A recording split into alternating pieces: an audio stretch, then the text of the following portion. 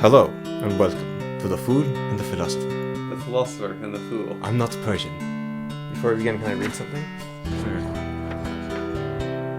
But when all this has befallen, Asclepius, then the Master and the Father, God, the first before all, the maker of that God who first came into being, will look on that which has come to pass, and will stay the disorder by the counterworking of his will, which is the good. He will call back to the right path those who have gone astray.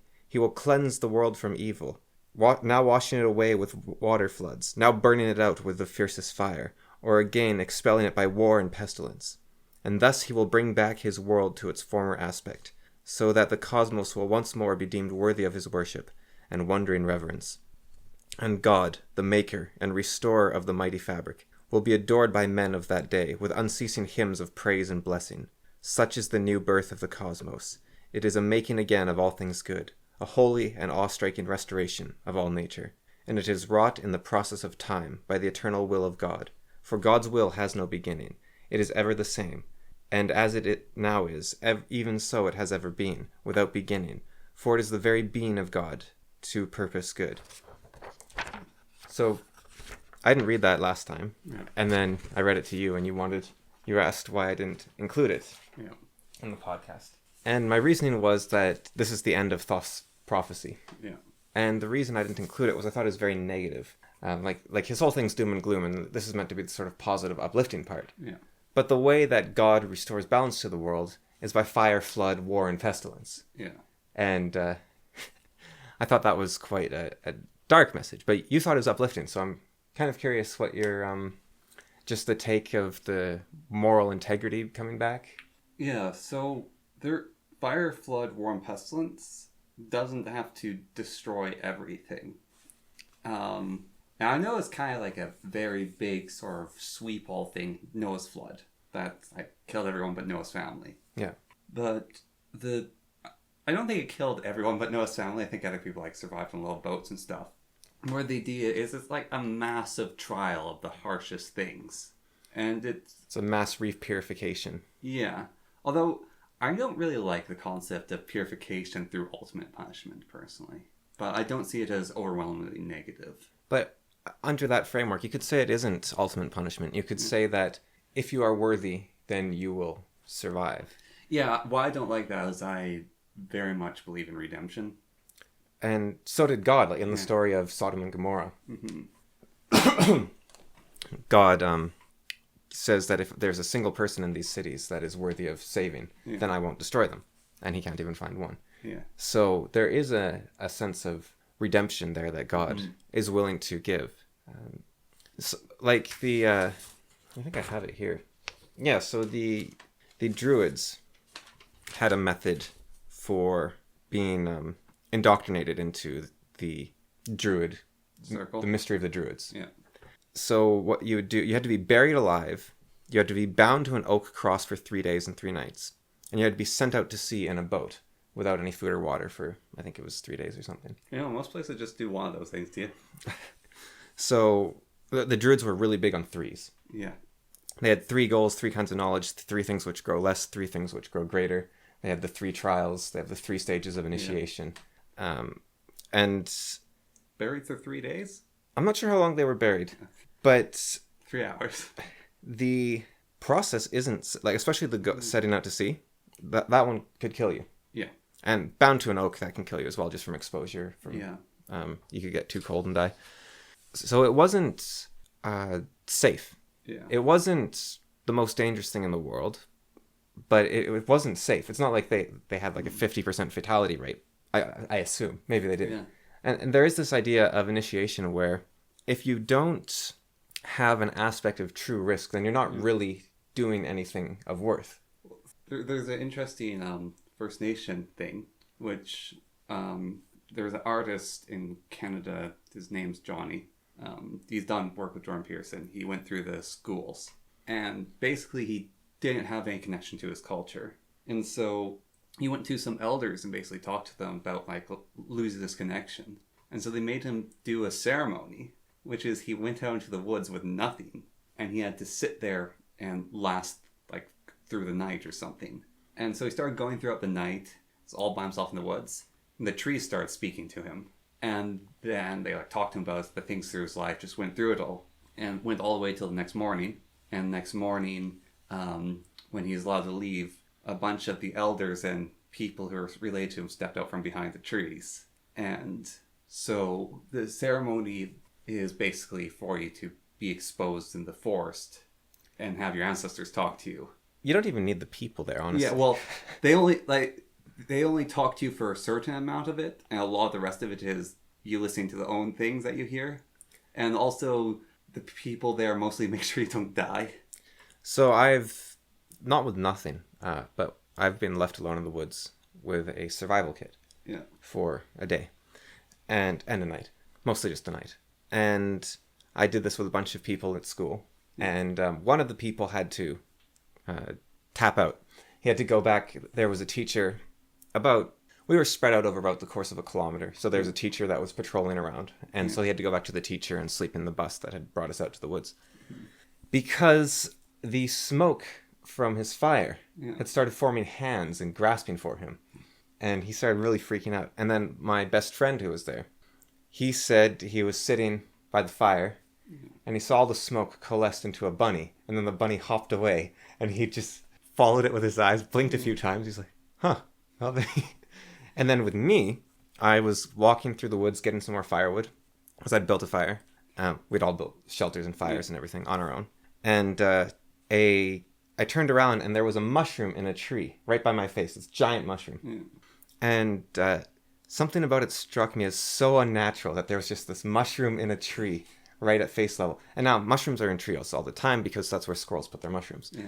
But something about it just really freaked me out. I thought it was super unnatural. I ran away back to the fire, didn't look at that tree again. I was like, I don't want to see this mushroom. Yeah. And so imagine doing that without the fire. Yeah, well, without a fire, that'd be really freaky. Yeah. And dangerous, I think. Yeah, that's why some people hide in the trees to look after you. Yeah. Yeah, I mean, I guess there's not too many predators you'd have to worry about, but still, it's not the safest thing. Yeah. We've got cougars around here, and wolves, and bears, and coyotes.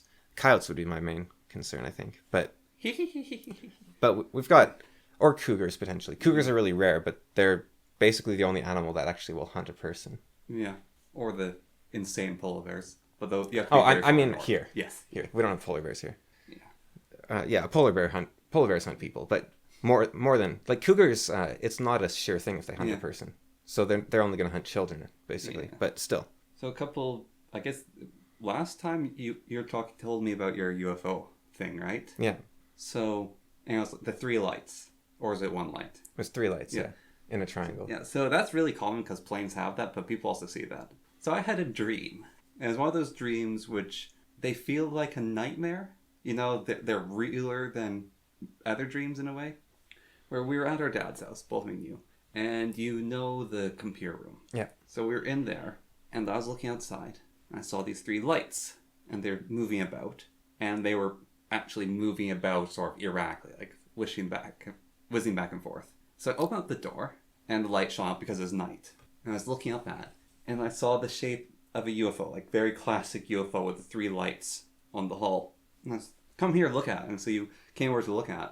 And whenever you looked at it, it would freeze sort of in the air and then turn to a plane and start moving that direction. Then you'd look away and it'd be a UFO again.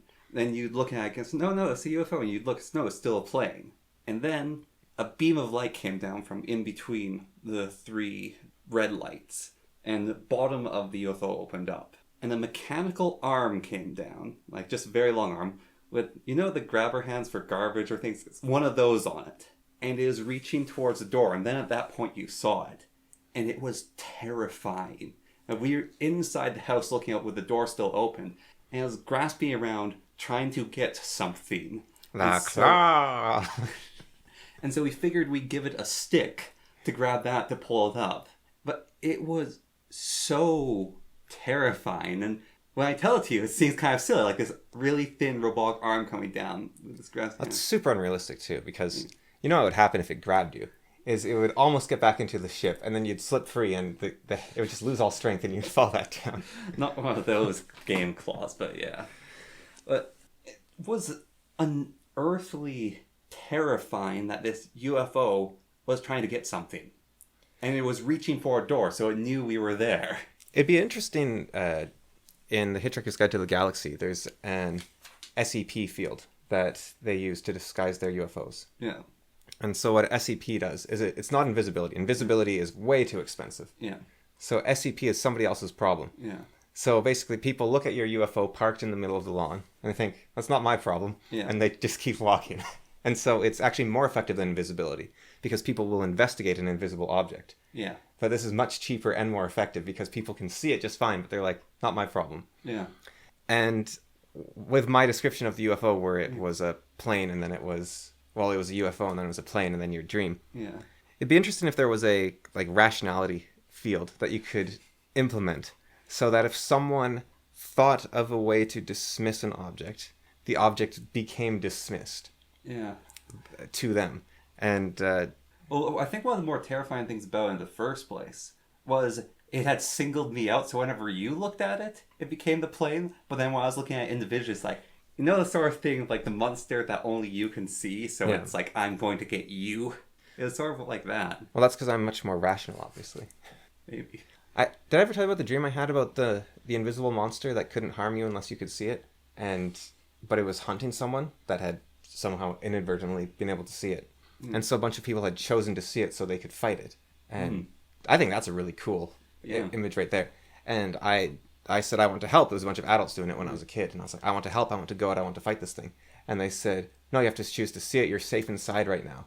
It's like, but I can't go outside because when I'm outside, it still has some influence on me. I'd rather be able to fight it head on. Yeah. And so I chose to see it. And it was just this boiling black mass. And I went outside and it killed me. I've never been killed in my dreams. I've been killed lots. Been eaten by bears. Been fallen great heights. Stabbed in the guts. I felt my guts fall out. Huh, I am quite invincible in my dreams. Once got shot with a coin gun. So it shot like 50 coins into my stomach. And then I was carrying around like heavy coins in my stomach. I was bleeding. You know, anytime I sustain an injury in a dream, it's not even that it heals, it vanishes instantly after I sustain the injury. Yeah, I know. I've gotten scraped knees in dreams. I've gotten injured hands a lot recently. But yeah, dreams aren't kind to me. Seems like it. I wonder if there's actually a thing where some people don't feel pain in their dreams, and some do. Like you actually can't feel pain in a dream, or you can't experience certain things. Like you're. I wonder if it's more just what you focus on. Maybe. So it would be more like a personality trait where if pain becomes a central aspect of your life, it's to some extent like focusing on pain. Like there are people that are in pain that don't focus on pain. But if focusing on pain becomes a central aspect of your life, perhaps that would become an aspect of your dreams.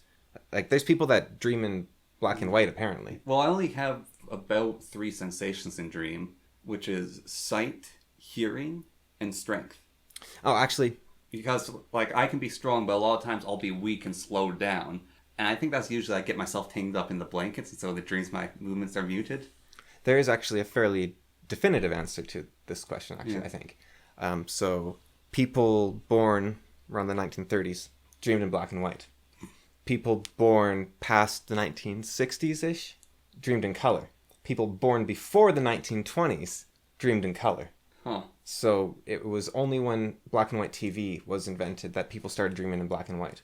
So I think it's probably your frame of reference for how you see the world informs your dreams. And you see enough black and white television and it becomes a method of experiencing the world. Yeah. So I think, if you're... that seems to me a pretty good indication that if you're focused on pain or death or whatever it might be, you might experience that more. Yeah. Although it is kind of weird with... sensations that you don't have an analog for. Yeah. Where that comes from. And I guess it could be totally inaccurate. You'd have to actually get like stabbed in the stomach to see how accurate the feelings are. I also think dreams are probably more of an impression than a reality. So you don't actually feel pain, you feel the feeling of feeling pain. Yeah. You don't feel fear, you feel the feeling of feeling fear, something like that. And because that's why dreams tend to be... That's why I don't like listening to people's dreams a lot of the time. It's not because they don't have interest in dreams. It's because they don't know what's important about the dream when they talk about it. And so they focus on details I care nothing about. Yeah. Because it feels very important to them because they're trying to pull a story from a non-story event. Yeah. They've been given a series of feelings that they've structured into something that makes sense. Yeah. And then they're trying to describe it. And so that's why I think those really intense dreams, they might be more intense because they're actually coherent. Yes. They're actually step by step what you would be feeling. Now when I talk about dreams, I actually try to tell them as a story sort of separated from my feels. Like I try to weave the feelings in of like it's a thing of terror. Even then it is tricky because you're supposed to show not tell. Yeah. But the problem with dreams, and this is another problem of dream storytelling, is if you're just showing and not telling, you're not allowed to say it was this feeling of immense terror, this claw hand coming down. But it sounds so silly that you, because the emotion was supplied by the dream, not by the events. Yeah. And it's like, but when I was awake seeing that mushroom, that was something that was very scary, and there's no reason for that to be as scary as it is, except that you're tired, you're alone in the woods, and you're away from your fire, you're away from safety. Well, with the claw hand, I think it was something alien and unknown was trying to get me. And regardless of the methods it was using, it was trying to get me. That's a very common theme in my dreams, is me trying to close windows and doors as stuff tries to come into the house. And that's why And I've got a bit of an OCD tendency about windows. Like, I got to close them all. I once house sat at a house that has, I don't know, hundreds of windows. It's kind of ridiculous. And I was having nightmares while sleeping in that house while house sitting. I didn't get all the windows. It was like going around in endless circles trying to close all the windows. Because it was a massive house, and it's more window than wall. And it's not even one window per, like one giant window per wall. It's like 30 little windows, and they all open, and so it's like close them. And that's why I have that little short story where the guy just reaches through the window and takes the person's child, and he's like, "You forgot to close the window." Yeah, because it freaks me out, and occasionally I think about that when I'm trying to get to sleep, and I think about a hand just coming in through the window, and I'm like, well, why did I do that to myself? One of the things I really hate actually is, so I have a blind, which is a star field. Yeah. And it's surprisingly good at covering everything up. However, it's getting late at night, it starts getting dark. And it's like, oh, I should close the window. Because if I close it, I can't see the monsters outside.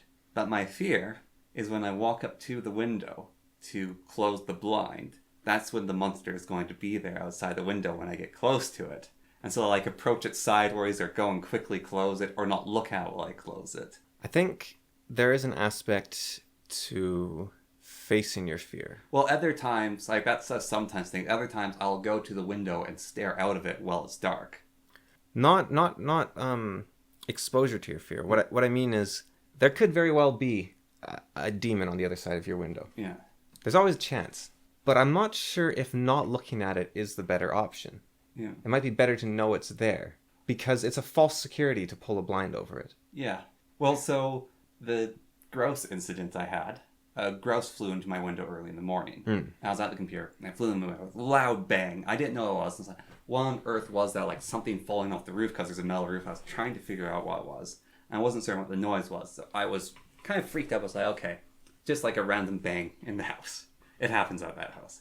And then it happened again a little while later. And my thought is there a Sasquatch throwing rocks at my window? And it's like, I really don't want to pull up the blind to look out to see what it is, because there like could be this monster basically slamming its palm against my window. It's like, no, I have to figure out what it is. So I open up the blind to go and look, and there was nothing there. And then I look down to see a grouse that had killed itself against the window. Now, there's a opposite side to that, though, which is strange, especially with a Sasquatch.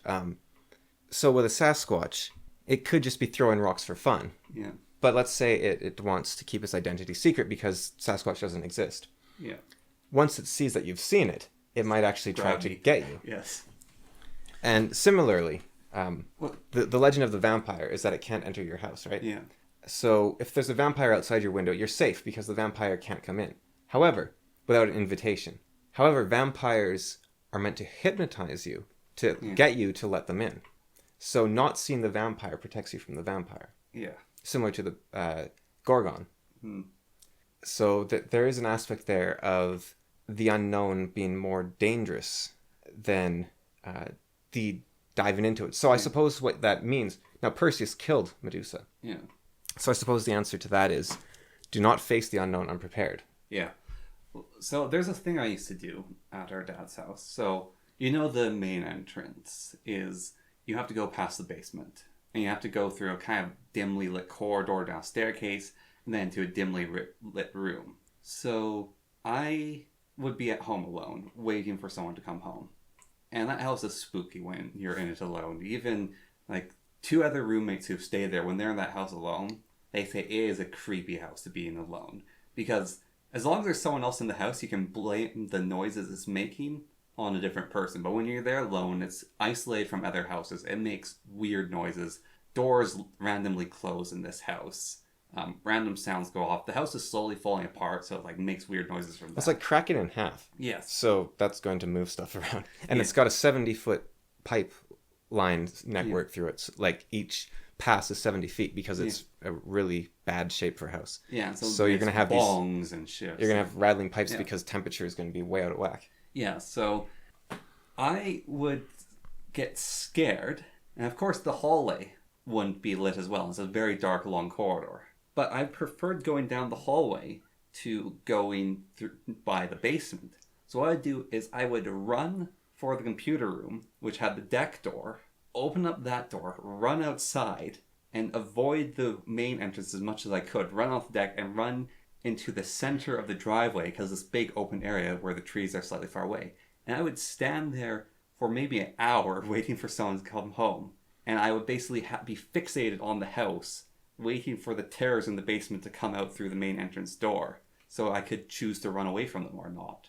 And I'd wait for someone to come home, open up the door and go inside so we could face it together. But that was a common thing for me. Or even later on when I was by myself, I would try to get to my room, which was as far away from that entrance as possible. And then I would lean up against the wall where there's no windows, looking at the way into my room with like a sword next to my bed. And it's like, okay, and then I'd fall asleep with a sword next to the bed. Now that was not healthy for someone with overactive imagination. I think you could have done that anywhere, though. I don't think it matters on the place. Yeah. Like, if you're, I don't know, what sort of location would you be in that wouldn't cause you to start seeing shapes behind the trees and sounds behind? Why I went to the center of the driveway is it's open. But you're surrounded by a forest then. Yes, but there's enough of an opening that if something comes out, I have a lot of options of escape routes. Right. So, but any house is going to then be a place of narrow corridors and places for things to hide and scare. Yeah, but the room we're in right now has yellow walls. And that's actually very important. This room is bright. This room is very bright, and a monster would not go into a bright room. You know the rules of the monsters. Yeah. Whereas our dad's house doesn't have any bright walls or bright rooms. It's all mellowed tones and shadows and spider webs. So you're And also, this house has a lot more order than our dad's house. Our dad's house is swamped by chaos. So where's your manual of monster rules that they abide by? In my head, I think. Like, it's all in my head. And I don't have that problem nearly as much anymore. There's something Terry Pratchett should have done. It's more just bangs now, and then I get spooked if, like, weird noises start happening. Well, I guess that's what he did with Teatame, with Mr. Tea Time. Yeah. You have a monster which comes out during the day. Yeah. I think that's a way you could deconstruct fairy tales in a positive manner. But you still have to reconstruct, because I think the darkness is going to hold the most monsters. Yeah. But you have to beware the ones that can make it into the light. So, in Japan, this guy, for 7 years, lived in his house and he thought it was haunted. Food would randomly disappear in his kitchen, and clothing would shift around. So, he set up CCTV cameras in different parts. So, in his kitchen, there was this drawer up top that he never opened. It was like a closet drawer. So, in his CCTV footage, at night, the door opens up, and a woman crawls out and goes over, grabs some food off the counter, and crawls back in. So a homeless woman, or not really a homeless woman, was living in his house for 7 years without him knowing. How does he have a drawer he doesn't open? It's just like some access thing. Yeah, but doesn't he get curious? Even when he just buys the house first time, he goes around and checks everything. Yeah. Well, so our dad's house has this giant table in the basement, which is meant to be a workshop table, but for as long as I can remember, garbage just being piled up on it, or like old tools. And I was thinking it could be really useful if it was cleaned up. Anyways, this is built in a really peculiar design where you can go through a doorway and it directly connects to the ground, and you can go underneath this table. It's not garbage on the table, yeah. Yeah, or let's say it's tools and That's not garbage. Well, it's clutter. Yes, it's clutter. But so you can go completely underneath this table, and a cat once lived in that house that dwelled in that area. You would go down there, shine a light, and you'd see its eyes light up. And so there is a lot of space for a thing to live inside the basement of that house. Yeah, but you still, every month or two, you're going to go and look at that spot. I do. Yeah. I go hunting down there. But you're going to, even if you don't... Well, it was really, what if I do find something? Yeah, well, that's... And that's why you don't look in the closet drawer, because what if you do find something? Well, that's the problem of going looking for things, is you might find stuff. Yeah, and so that's even with opening up the window or closing it and not wanting to look out the window. Well, that's why you have to be prepared. Mm-hmm. Perseus had the sickle of Kronos and the helm of Hades and the boots of Hermes and the polished silver shield. To denote, one of the things that I'd also do, because for most of life as a kid, there was swords or various different weapons, even if they're blunted in the household, is when I'd run outside, I'd have a baseball bat with me, and I'd wait in the driveway with a baseball bat. Our stepsister actually experienced the unfortunate thing where some brute was wandering about with a baseball bat outside while she was hiding inside. And you were scared because there was someone peeking in at the windows inside the house constantly. Yes, like something was in the house peeking out at me and making noises, and so I ran away. Yeah. Yeah, so I usually grab some sort of weapon and wait as well. Like that, I arm myself and then find an open area to stand my ground. Or run away with a good retreat. Speaking of retreats, this is officially episode 2 of the Wall Wall Washington podcast. Oh, yeah, we said we would do a second episode if we got 100 views on the video. Yeah. And we had a video with Jordan Peterson as the thumbnail, which got 300 views or something like that. Yeah. Close to 270, something like that. Yeah. Which is kind of funny because if I recall correctly, we didn't talk about him very much in that video. But we have talked about him a lot in other videos. Yeah.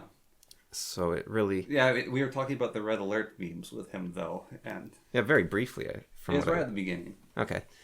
And it's a strange thing where you can see how cynical you could become on YouTube. Oh, yeah.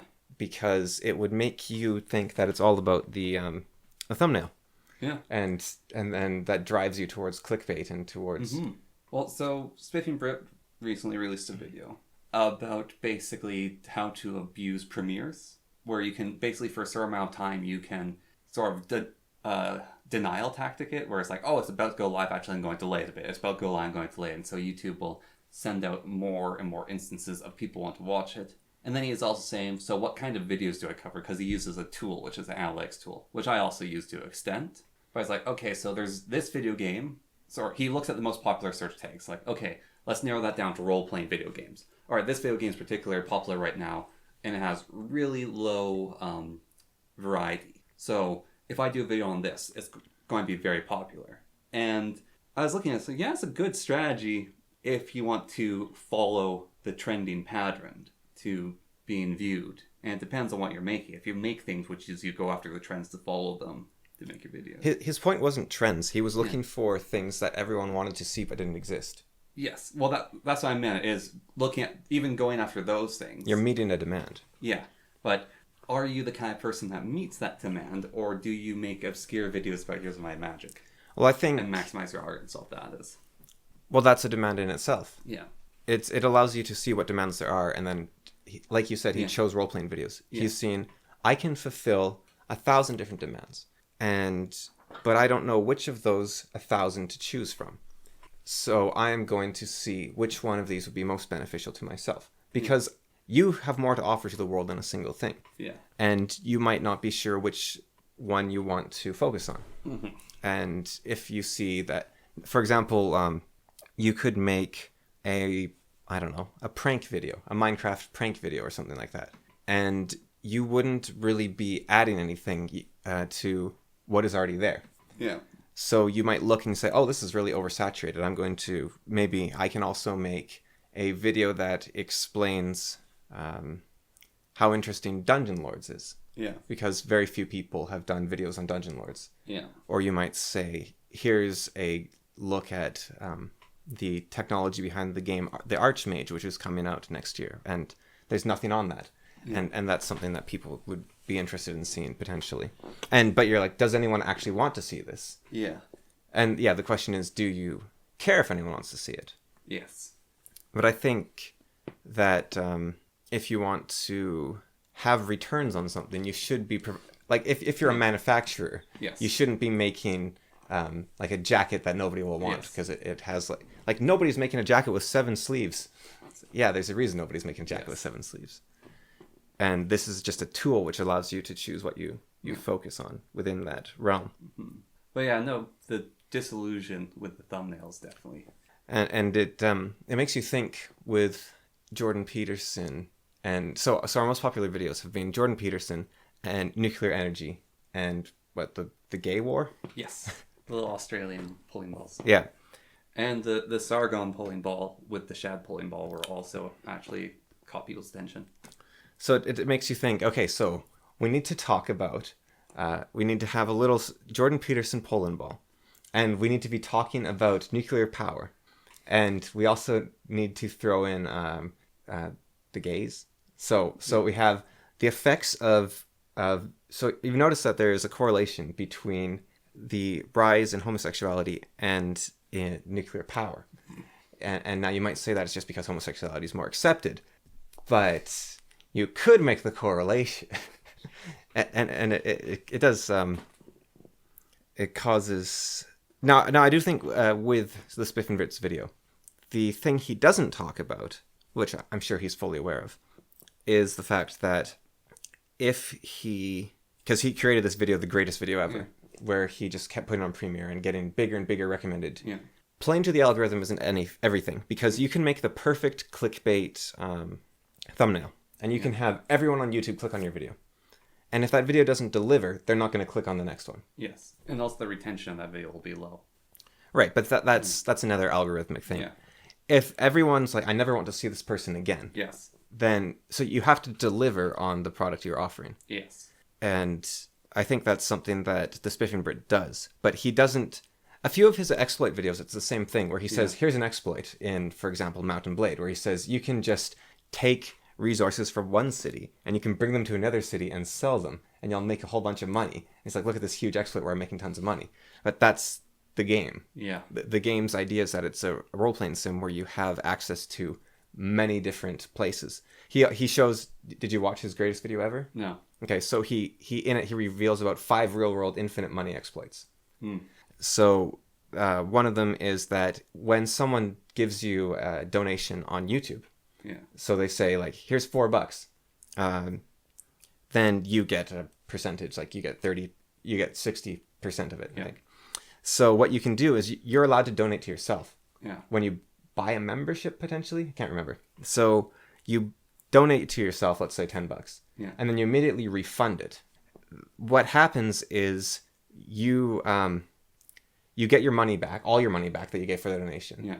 YouTube gets its cut, except it doesn't because you got a refund. Yeah. But they still pass through to you the 60% that they owe you, and so you get that, and so you can donate yourself infinite money through that means. On Twitch, you can donate bits. Yeah. Now, bits are not equivalent to any real-world currency. They are based on your local currency. So in Canada, 100 bits costs $1. Yeah. In the United States, 100 bits costs $1. In Turkey, 100 bits cost 100 lira. It's the same no matter where you are. So you change your region? So you change your region to Turkey.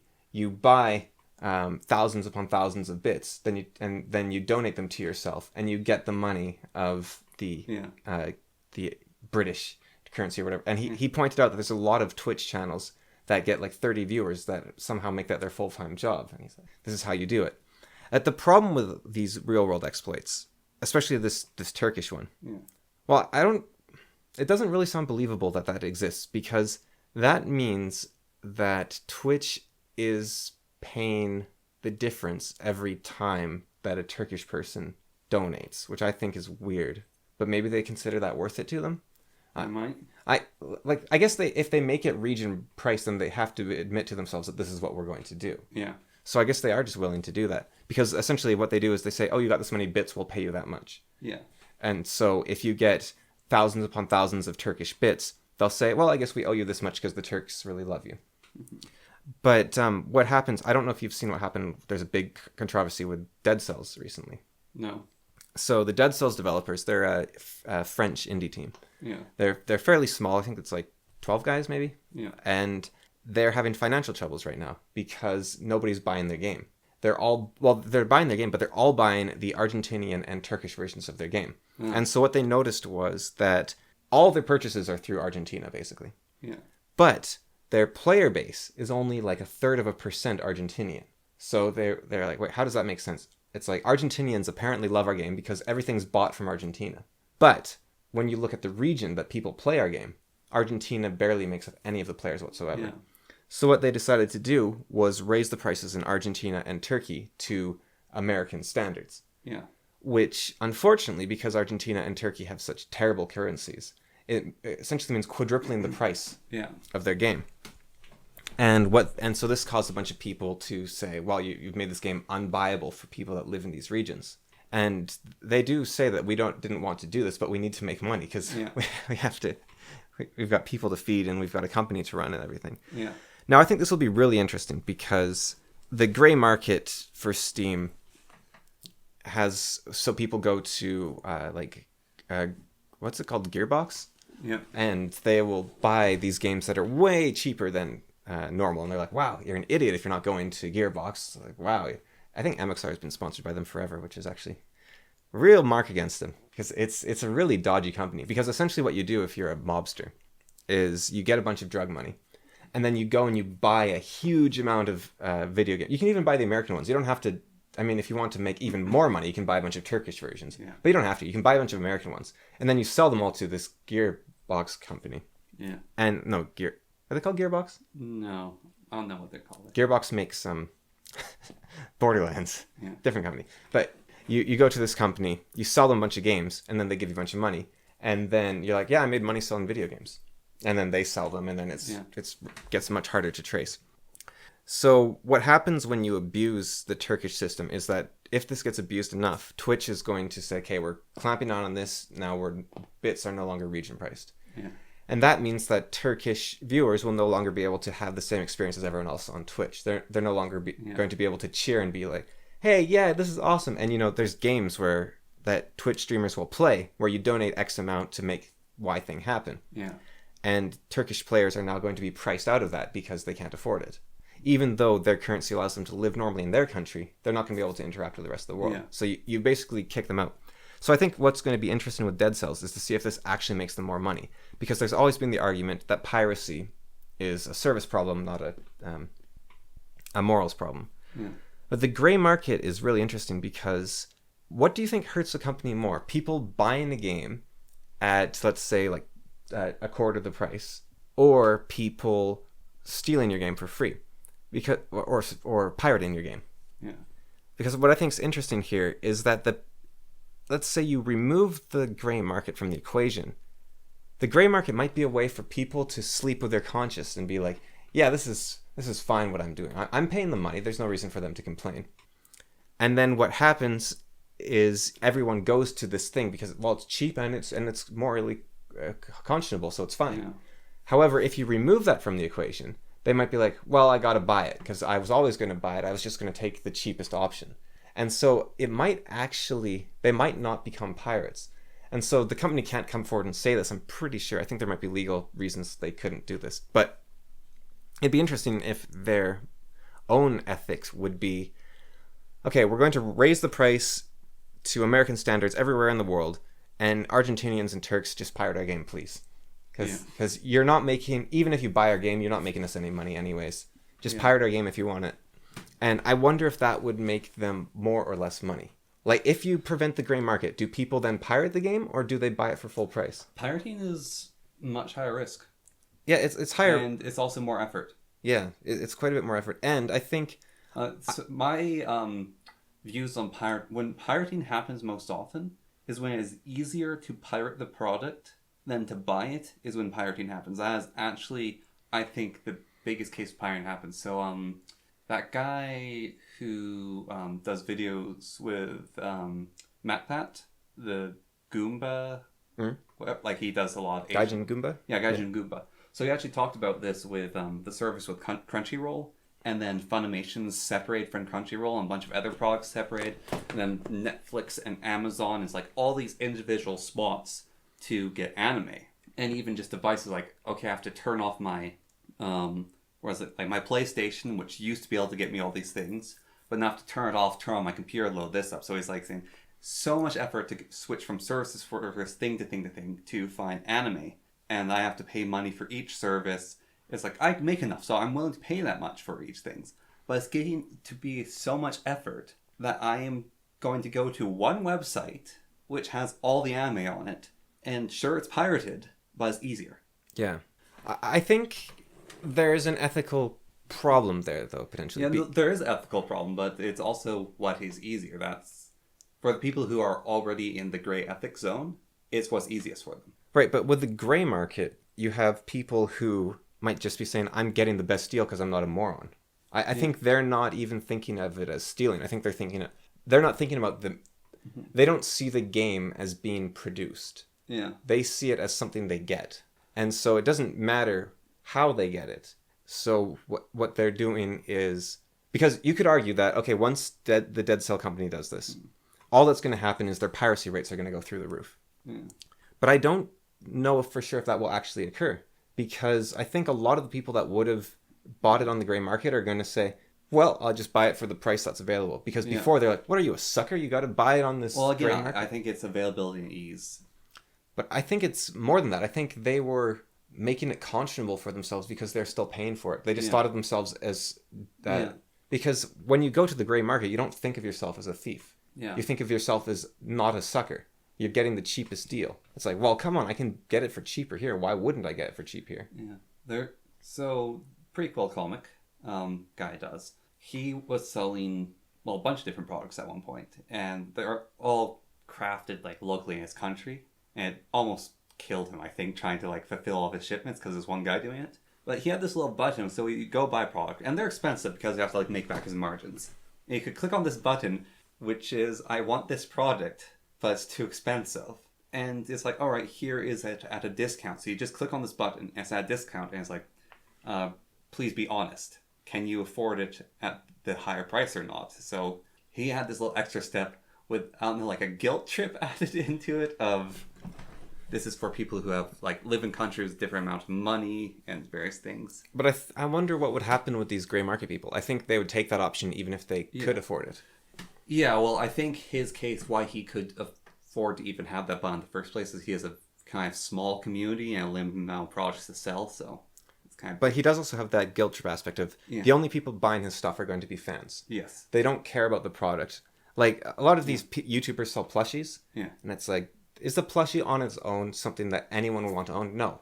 Like, you're not going to give this to your kid out of context, and the kid's going to be like... bowling ball plushies. Well, the bowling ball, like, Drew Darnell's are fine, but basically everyone else's. Yeah. They're very specific to that YouTuber, and it's like, if you gave it to a random kid who's never heard of you, they'd be like, it's okay, I guess. But it's not, these things are like $40-$50. They're not cheap. So you could buy a kid a $5 stuffed toy from Market or something for $10, and they would be much happier with that than this very specific one. But people will pay it because they want to support the guy. So I think that guy, that works for him. With the Dead Cells people, they're a faceless corporation, and they're got an infinitely well, actually, I don't know if that makes a difference to infinite replicability, but they're it would make a difference if they didn't constantly support and update their game.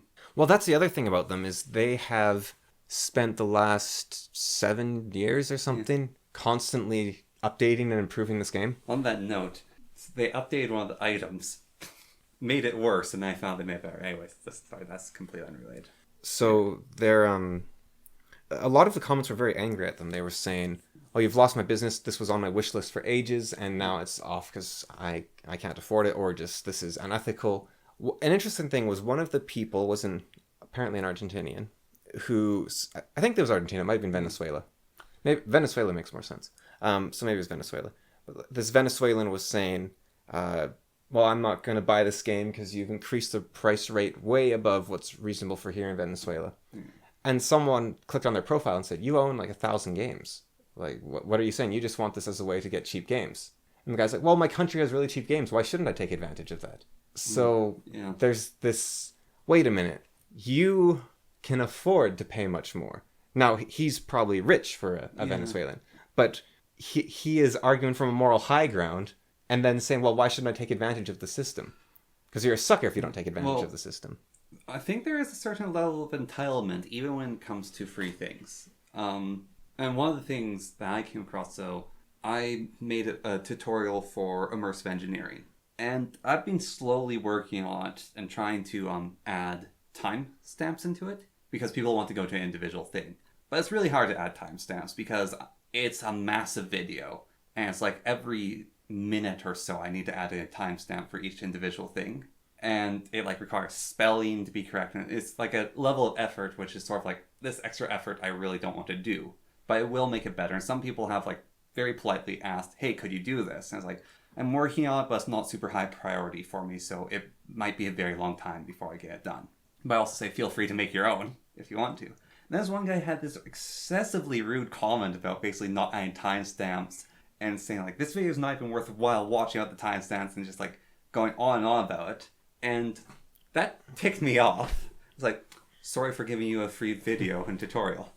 But you can look at it as negative feedback. Yeah. You can look at it as they're trying to improve your product, and they have no clue how to express themselves as a human being. Yeah, well, as an adult. The comment that I said of sorry for making a free video, feel free to make your own timestamps, was the lesser of evils of me basically firing back in a very angry... I'm not sure if it is, because passive aggressiveness is kind of... I don't think it's healthy. I think going full bore, like, oh, you so-and-so, you'd make a better video. I'll have you know I'm a Navy SEAL with 900 confirmed kills. I think that might be the way to do it. Because passive aggressiveness, I do believe, is not healthy at all. No.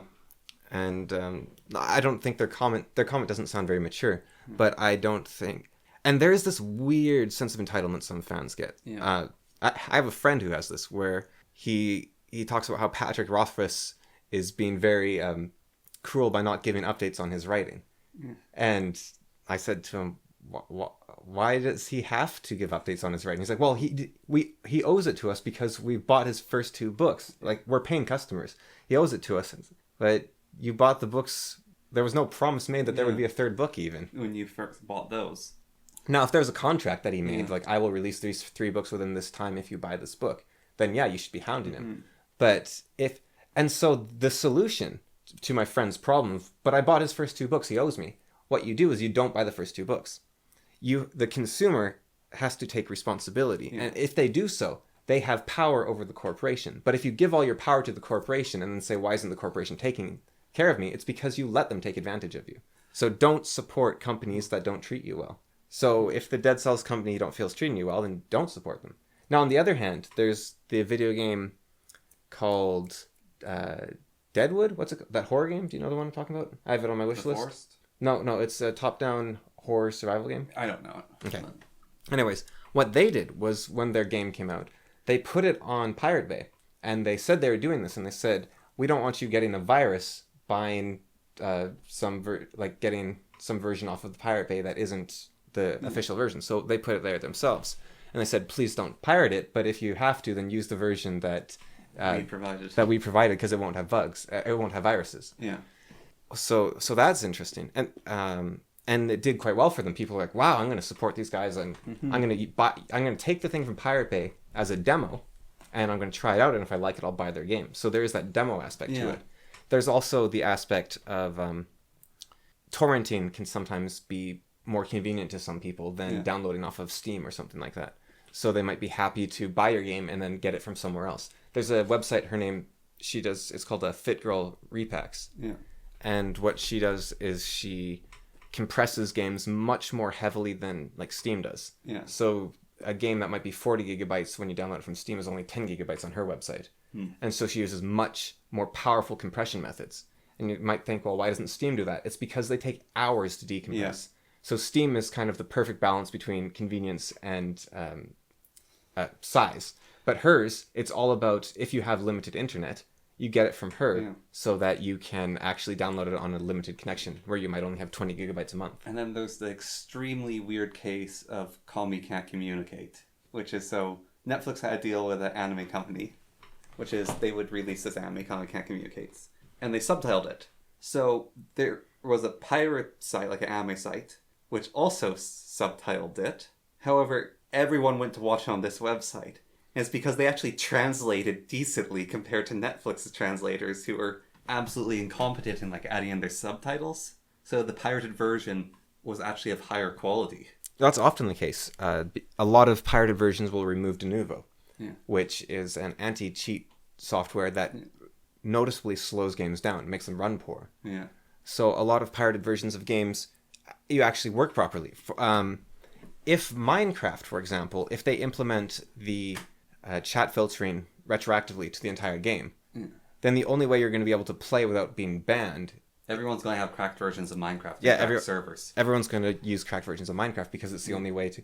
And the other thing is, everyone already bought Minecraft, so it's not even like Microsoft is losing out. Yeah. But everyone's going to be driven away from that aspect. Yeah. But I just thought the Dead Cells was really interesting because it's a very loved company with a very loved game. Yeah. And then they do something which isn't quite blocking piracy, but it gets a lot of the same moral high ground of the people saying, hey, you shouldn't do this because then people are just going to pirate your game, or we're your loving fans and we can't afford this. And there is a very strong argument there. And so if they end up making more money from it, it will be very definitively this was the right choice. And if they make less money, then it'll be very interesting either way. So I hope they report in a month or two if it worked. Because it isn't, because the other aspect is what could be happening. It might not be people going to the gray market and saying, yeah, I'm going to get a good deal because I'm not a sucker. It might be people saying, this game isn't worth $20 to me, but I'll pay $5 for it. Yeah. So they could be getting money that they wouldn't otherwise be getting whatsoever. I don't know how someone could, like, that game is one of the most bang for its buck out there. Right, but everyone has different incomes and different what they can afford to spend and what. Just in quality, that game is higher quality than games that you would buy for $80. But there's also the aspect of, let's say it's really high quality, you make a decent wage, but it's a game you're like, hey, that looks like something I'll try once on a weekend and never play again. Yeah. That's not going to be worth more than a couple dollars to you. Yeah. Even if you can afford it, you're like, yeah, I want to play it just for a little bit, but I don't want to spend $20. So they're still getting your $2 that they'd never get. Yeah. Because you're like, yeah, sure, I'll play it for a weekend. And yeah, that was fun. Okay, that's that. And so they're still getting your money for that little aspect right there. And but I think that the gray market is kind of awful. Well, I think the worst part of the gray market is that you're hurting Turkish and Venezuela. It's a bit of a tragedy of the commons. Yeah, we're trying to offer this thing for everyone with this sort of changing the currency, and I was like, oh, we'll just buy a bunch of versions of Turkish and then sell it to everyone.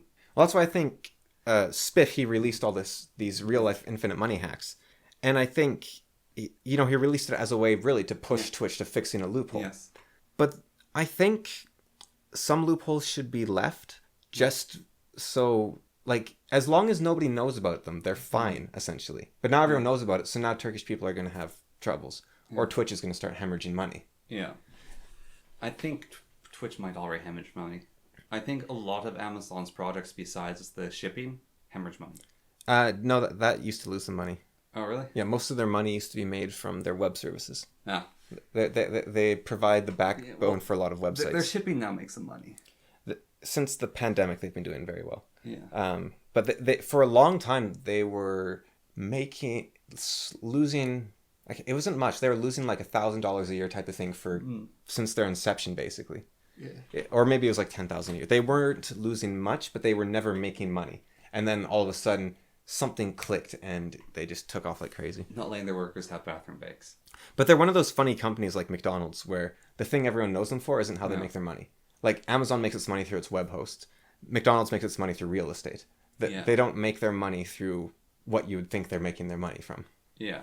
And so they're they're just but once your front starts doing well, then suddenly you get right. So isn't there must be stories about that or jokes or something like mafia use a restaurant as a front and the restaurant starts making more money than the... I think that actually has happened with some criminal enterprises. So they just dedicate it all to the restaurant. Yeah. And that's how Boston Pizza was formed. I'm almost 100% certain. Like, that seems so human that it's probably true. Yeah. I swear I've heard that before. I don't know where. I think it might have just been a joke, it might have been a story, but I swear I've heard that before somewhere. Yeah, I can definitely see, like, the Laundry Monday turning into a legit business by accident. So actually, speaking of Dead Cells, it's a roguelite, right? It's a Yes. progressive arcade Metroidvania Yes. thing. So I've been wondering, this is something I've been wondering for a long time, because I've been looking for them like crazy. Why is there no legacy video games? And why is there no legacy board games? Now you might say, there is legacy board games, but I'll get into my spiel a little bit before you contribute, all right? Well, a mutual friend of ours who makes video games. We have a mutual friend who makes video games? Yeah. Oh, yes, okay, Yes. Is releasing a deck builder yeah. Oh, video game, which is more of a, like Shadow of Mordor, like that sort of fighting style game. yeah. So it's one of those. However, your powers are from a deck builder of progressively getting stuff and going through it, much like a Dead Cells, sort of like building up your power over time in a legacy. Yeah. I don't know why people do that. Of combining genres together. No. He talks about this.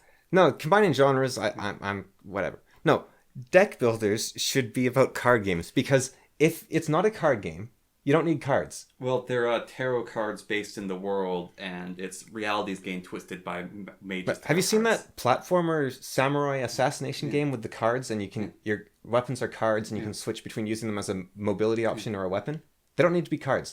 They could just be weapons. I'll show you a trailer to it later. All right. Anyways, there's one of them. Yeah. But you don't like it because it's got cards. No, but I don't think it is a legacy game. So why is it a legacy game? Well, I don't know. I've just heard that's the description of it. It's coming out. It's going to be... But what made you think it was a legacy game? Well, it's called a roguelite, and you're saying the progressive game like Dead Cells is a roguelite. Right. I don't think roguelikes are legacy games. No? So this is why I said let me give my spiel first before you... Is Rogue Legacy a legacy game? No. Okay. No. There's like no legacy video games, and there's no legacy board games. Right. Except for, there's one legacy board game. Risk Legacy. Right. Now this is what started the whole... There's board games that call themselves legacy board games, and there's a lot of them out there. Yeah. But none of them are.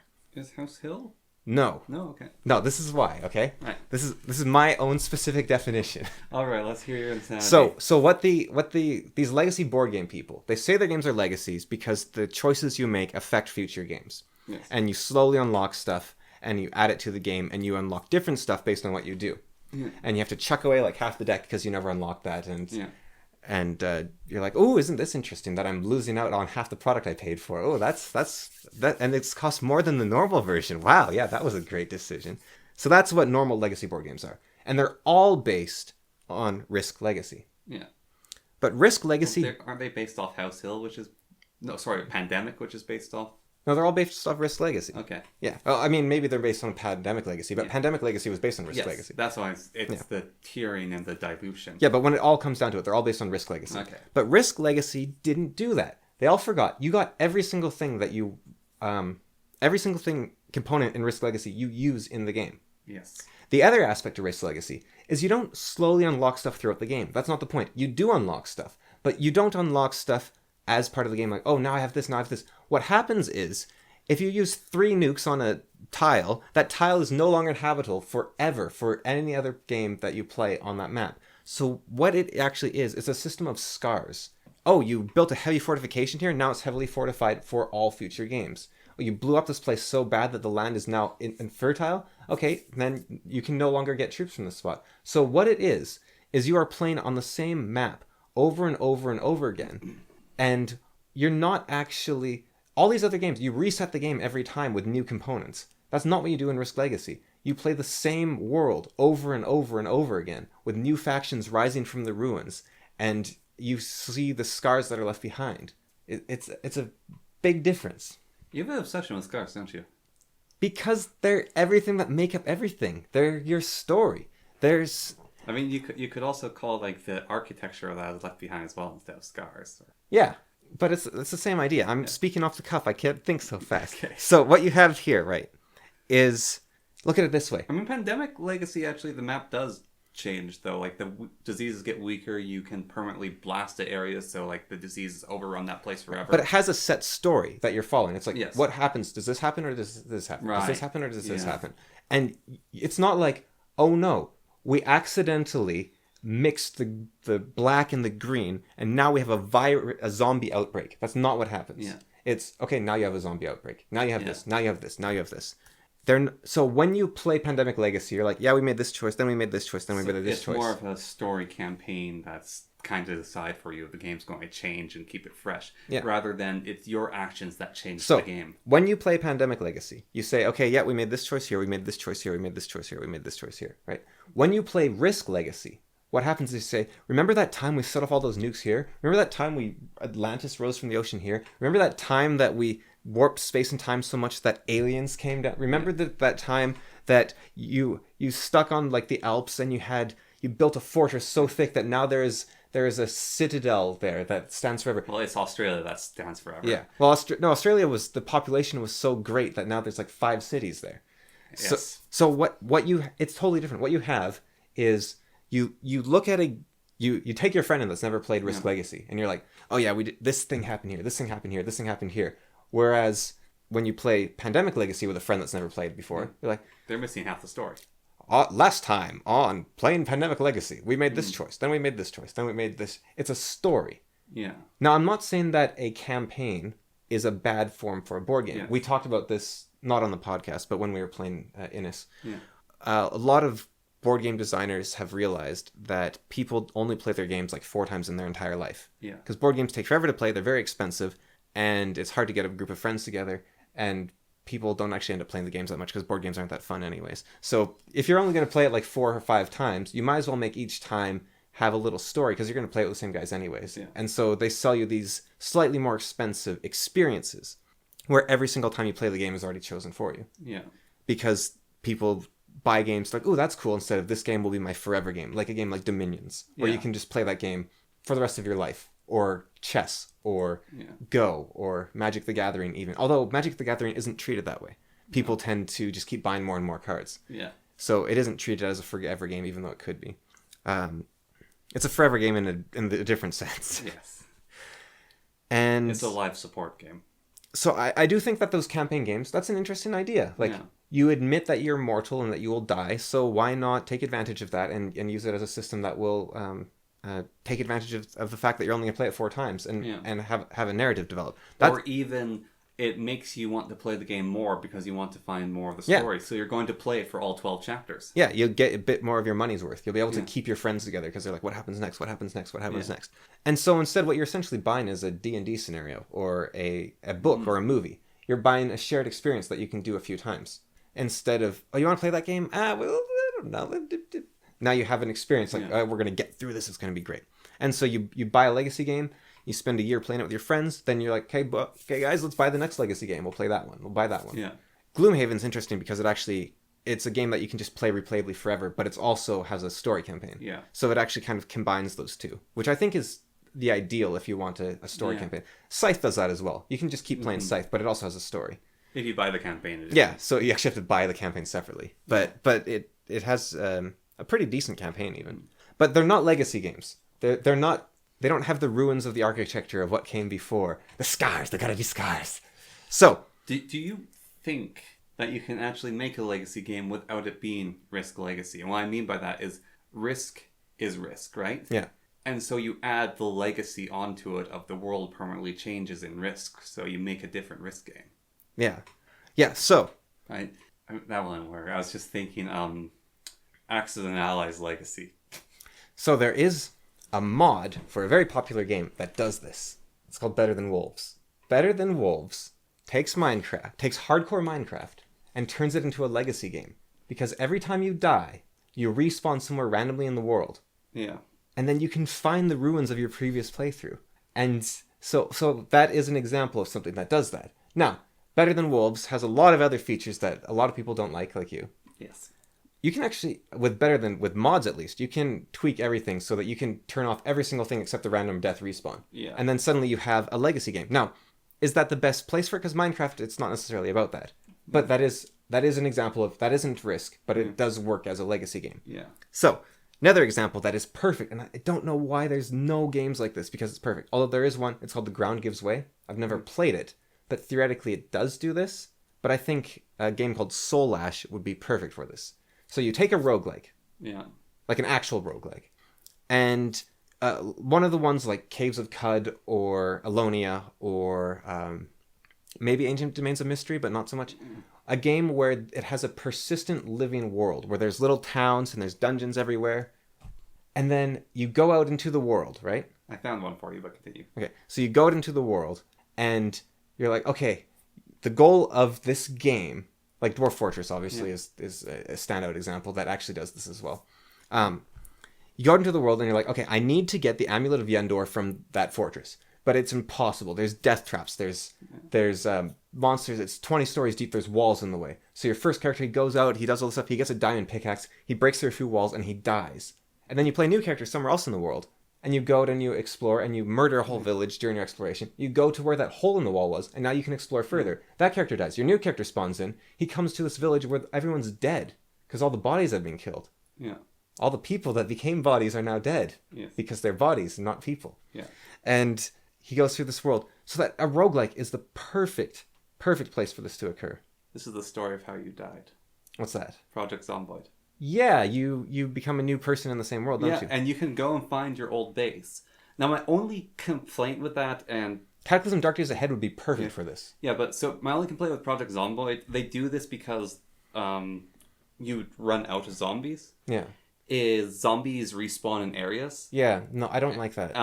There is options to make it so they spawn around the edge of the map, and someone's complained about this for a bit, and so I think it's either a mod someone's working on, that zombies come from the edge of the map and slowly migrate inwards constantly. Well, back when I played, they had a helicopter option, which was... No, the helicopter still comes as well, but it's just...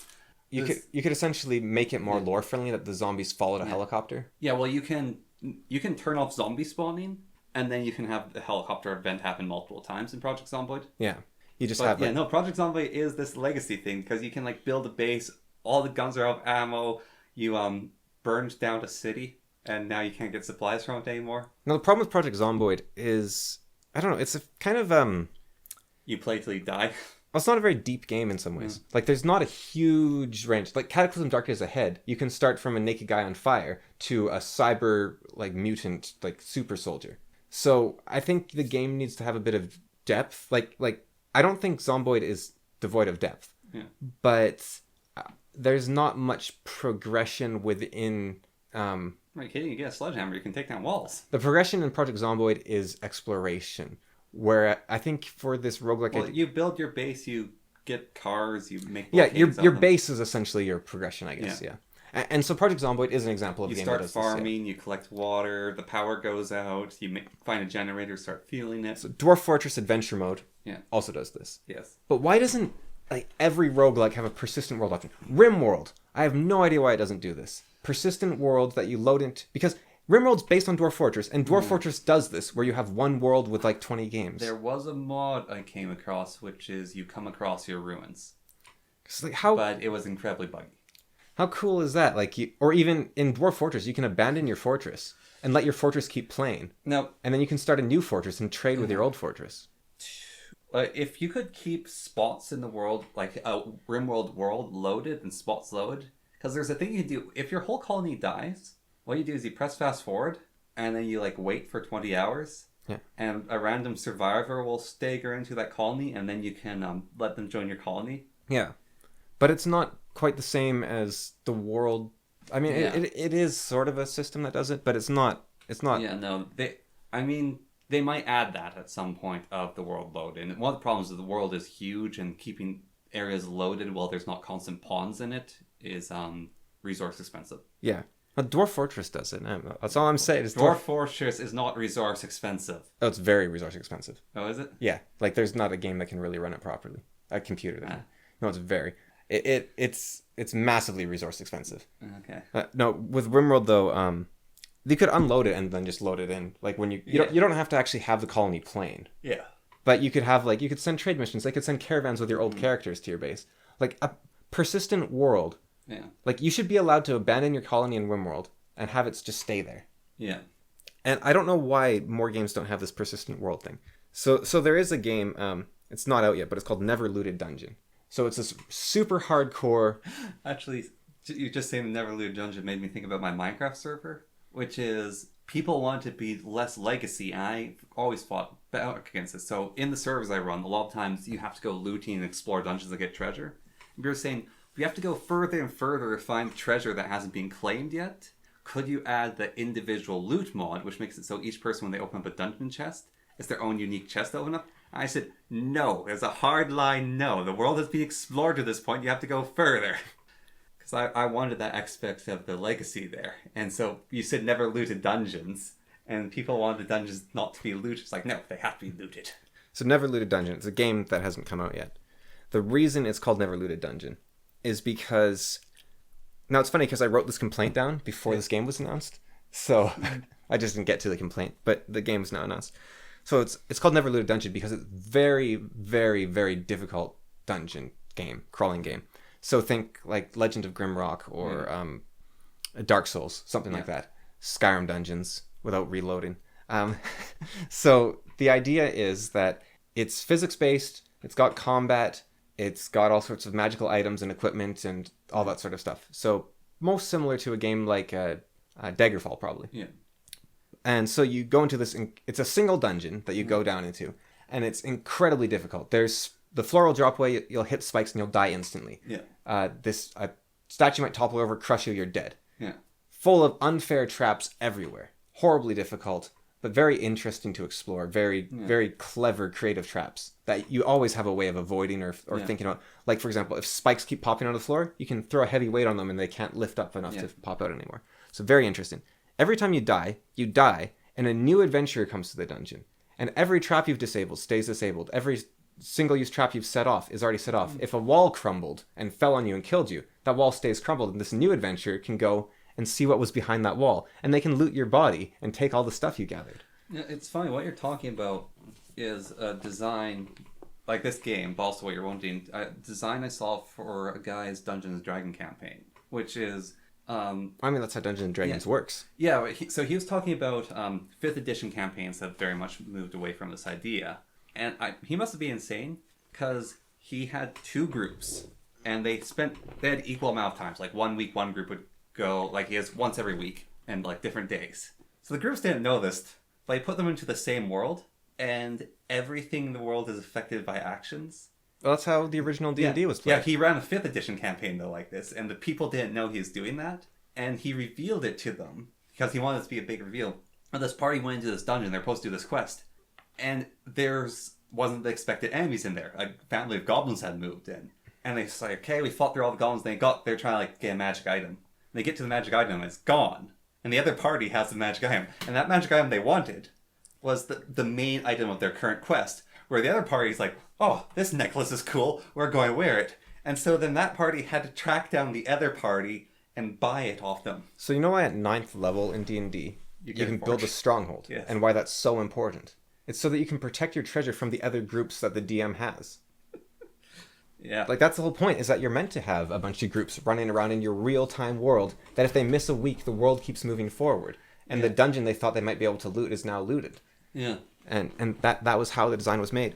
So, persistent world / legacy game. Yeah. Something that should be done, because it's so perfect. And I don't know, like, it's hard to do in board games to an extent, because you need stickers and people have to mar their stuff. But a video game, it's so easy to implement, and I don't know why they don't do it. Like, I don't know if you've seen the game Soul Ash. You're a god that was bound, and you have to come back to the world and regain your strength. And it has this giant world with all sorts of very clever interactions and systems. But if you murder a village and then you die, it should totally be that your new god comes across the ruins of this village, and he keeps destroying the rest of the world. Like, the god just keeps trying to come back in different forms, and he slowly gets his job done, even if he fails. I think it's such a good idea, because it allows you to have that roguelike experience of permadeath, but it also allows you to have this, it's meta progression, I guess, but it's more, look what I did, this is where I've been. And you can even have, so in Cogmind, if you blow up a wall, he's got a living, breathing world in that roguelike. What happens is little worker bots will come out of their bot construction facility and start repairing the walls. So you could have that as well in like Soul Ash. You could have the villagers rebuild the city. And it's I just want there to be more games like that. I was reading this in Dragon Magazine because I just read them. I find it online. Guy was talking about the consistent worlds because that was done at that time, and he's saying if a party goes through a dungeon and they don't kill everything in the dungeon, and let's say like there's a family of worker goblins left, then have the goblins go and reset the traps in the dungeon and like recruit new people to live in it again. Well, in Keep on the Borderland, which is essentially the tutorial for D&D. Yeah. Like, I always thought there should be a tutorial for D&D. It turns out it exists. It's called the Keep on the Borderland. Yeah. In it, he says, when you've killed off things, have new monsters move into the spaces they can now enter. Have the creatures learn from the tactics of the heroes. Well, if you use fire all the time, have them use fire back. So, Dungeon of the Mad Mage has been around for ages. It's one of the really big D&D maps, and it's basically this dungeon that has, I think, like 19 floors, and you just progress until you find the Mad Mage to kill him. And one of the big things about it is you have to climb back out of the dungeon each time you want to go back to town and spend your treasure. And it's really important that you do that, because if you sleep in the dungeon, it drives you insane, because that's just the way it works. And one of the things is you can clear out rooms in the dungeon, but there are rules of once you've cleared out this zone, once it's left unoccupied for long enough, these new monsters will come in. Or it's like, if you kill all the giants on the giant floor, then the hobgoblins are no longer afraid of the giants. And so a massive army of hobgoblins will move in and occupy this land. And so one of the things that happened to us is we killed the Aboleth, which is this giant psychic monster. With the Aboleth dead, now the Mind Flayers that are trying to slowly take over the whole dungeon no longer have their psychic enemy on floor 4. So Mind Flayers are going to move in, and so it's like, oh, let's come back out of the dungeon. And I'm just waiting for there to be Mind Flayers on that floor that we have to fight our way through. And I think that I understand why D&D ditched that to an extent, because it's really hard to keep track of. Yeah. If you look at the original rules for hex crawling encounters, it's insane. The guy would populate every hex as a sub-hex, so it would have like 9 different spots on each hex. Yeah. And they'd each have different layers and whatnot. And then based on where you were, he's like, okay, you're within 6 of this wolf den that I placed here, which means you have a 25% chance of encountering wolves, and you're within 3 of this basilisk den, so you have a 12% chance of encountering basilisks. It was crazy. That's way too much work. Yeah. So I understand why they got rid of that in D&D, because you want to streamline, you want to get things moving, you want to focus on other things potentially, than just rolling a bunch of dice, doing a bunch of math, making the prep time ridiculous and impossible except for geniuses or people who've devoted their life to it. But a video game, computer does all the math. Yeah. And I think it works great. And that's why, as well, a game like Baldur's Gate, let's say, rather than being a slightly worse version of D&D, they should focus on the strengths that they can handle that D&D couldn't. Like, they can actually have the sub-hexes of, like, okay, your chances of encountering this are like this. A true D&D video game? Yeah. But it doesn't have to be, like, perfectly following the rules. It's just do the thing of, like, okay, this wolf den got cleared out, now you won't encounter wolves here. I can tell you Baldur's Gate 3 is not going to be that at all. Baldur's Gate 3 is 5th edition D&D thrown on top of Divinity 2. But there's also Solstice Crown of the Magister, which is just 5th edition exactly. Yeah. So they exist, but you can take all these aspects that D&D couldn't handle properly. Yes. And that's what Divinity Original Sin does as well. But that board game you tried to learn, that was an absolute nightmare. It's like in between a board game and Dungeons and Dragons. Mm-hmm. Realm of Magic? Or maybe. It has like all those cardboard tokens you printed. Yeah, Realm of Magic. Yeah, like that should be a video game rather than trying to manage that mess. Yeah, it was just a little thing I had of like legacy video games would be cool. So, legacy is very important to us. You don't need an awkward segue for everything. Alright, sorry. Now it's an awkward segue because you totally don't need it. So, in Terry Pratchett, because you know how you're saying he did deconstruct things, there is one thing he actually did sort of keep, although one of his last books kind of deconstructed it, which is there is the Witch's Coven of 3. So there is the maid, the matron, and the hag, or the maid, the maiden, and the crone. Wait, sorry, the maiden, the mother, and the crone. Yeah. So there's those 3 very important figures, and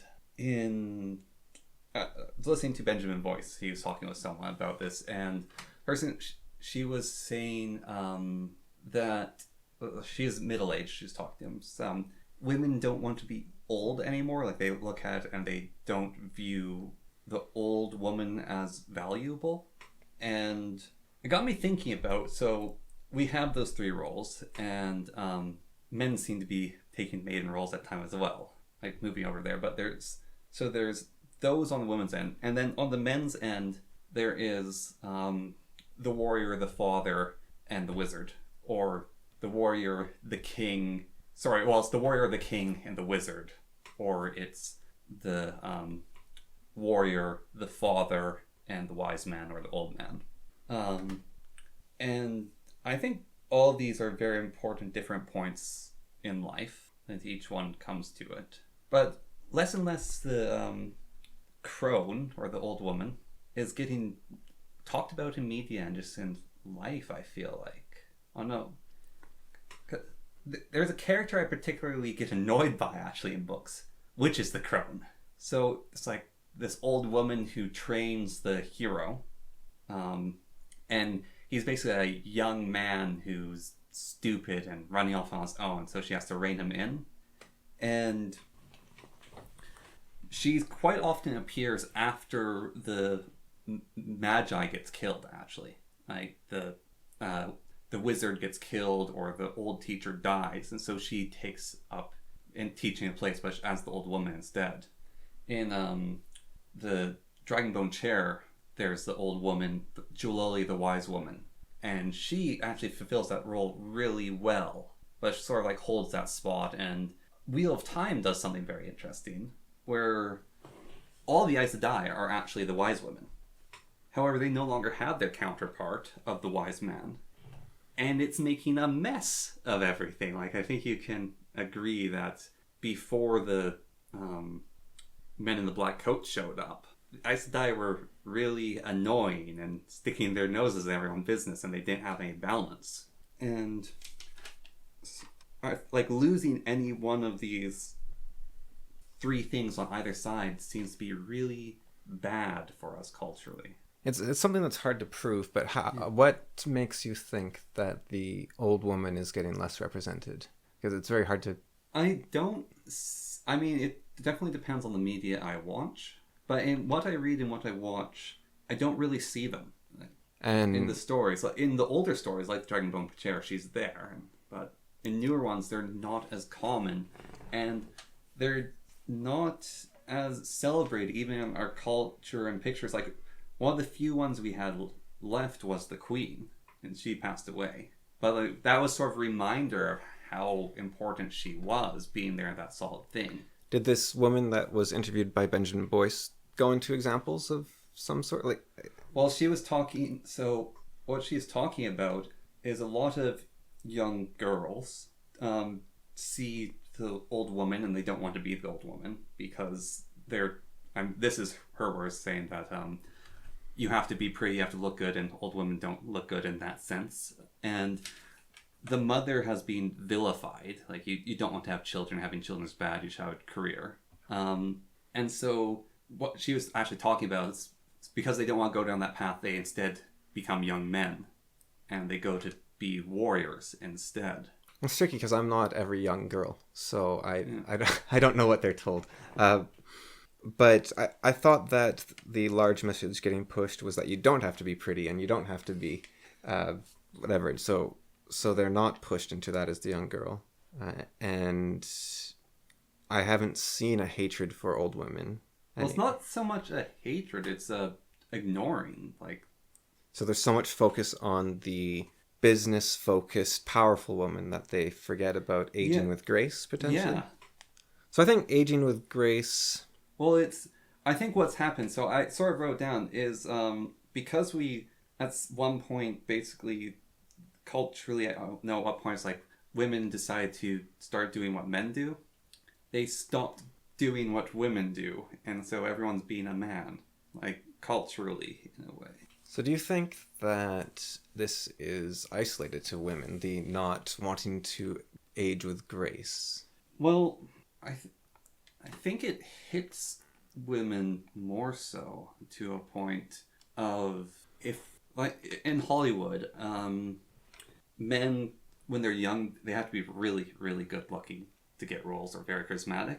As they get older, like the age with grace, but a lot more older men, middle-aged men, can find acting jobs. Whereas noted quite often that older women have quite a bit of trouble getting jobs. I'm thinking of like Judi Dench, right? Yeah. Where she's a highly respected actor, and she's quite old. And oftentimes you have the wise women in movies. So in the TV adaptation of the, what's it called? The one with the bone wielders and the light and the dark. The woman like fuses. Bone and Shadow. Bone and Shadow. The woman is mentored by an old woman. Yeah.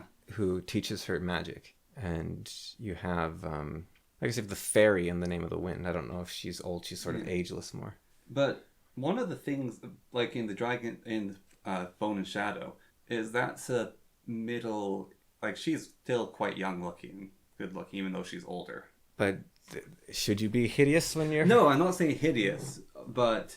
She looks old. She looks like 60-something. Yeah. Probably. Maybe like a bad 50.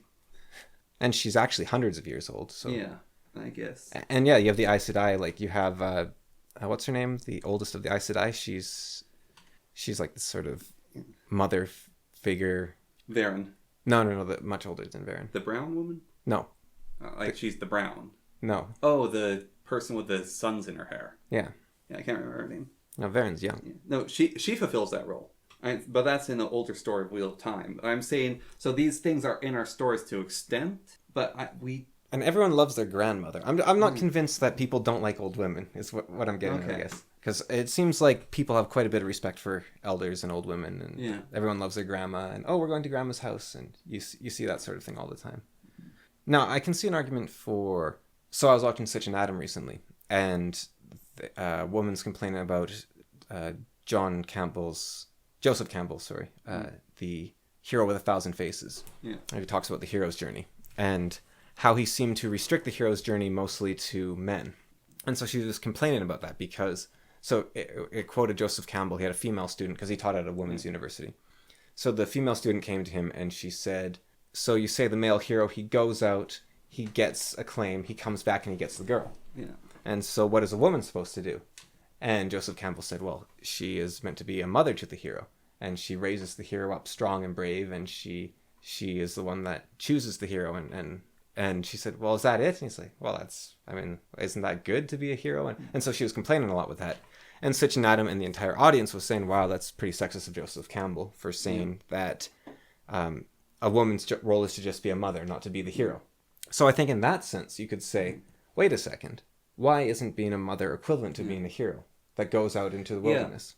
And so that, I think, is something that you can see where people consider the virtues of femininity, upholding the virtues of femininity, people consider to be not equivalent to upholding the virtues of the hero. And I think if you do not uphold the virtues of femininity to be equal to heroism, what happens is when a woman grows older, then she can no longer be a nurturer because she never had the child in the first place. Yeah. And so then she has to have been a hero in the past. Yeah. So you need the woman to have gone on the man's journey. And so in that sense, I guess I could see. Well, so I wrote down some rules for the men's triangle or triad, which I thought of. Oh, like the mother, the maiden, and the crone? Yeah, but the warrior, the father. So warriors die. Okay.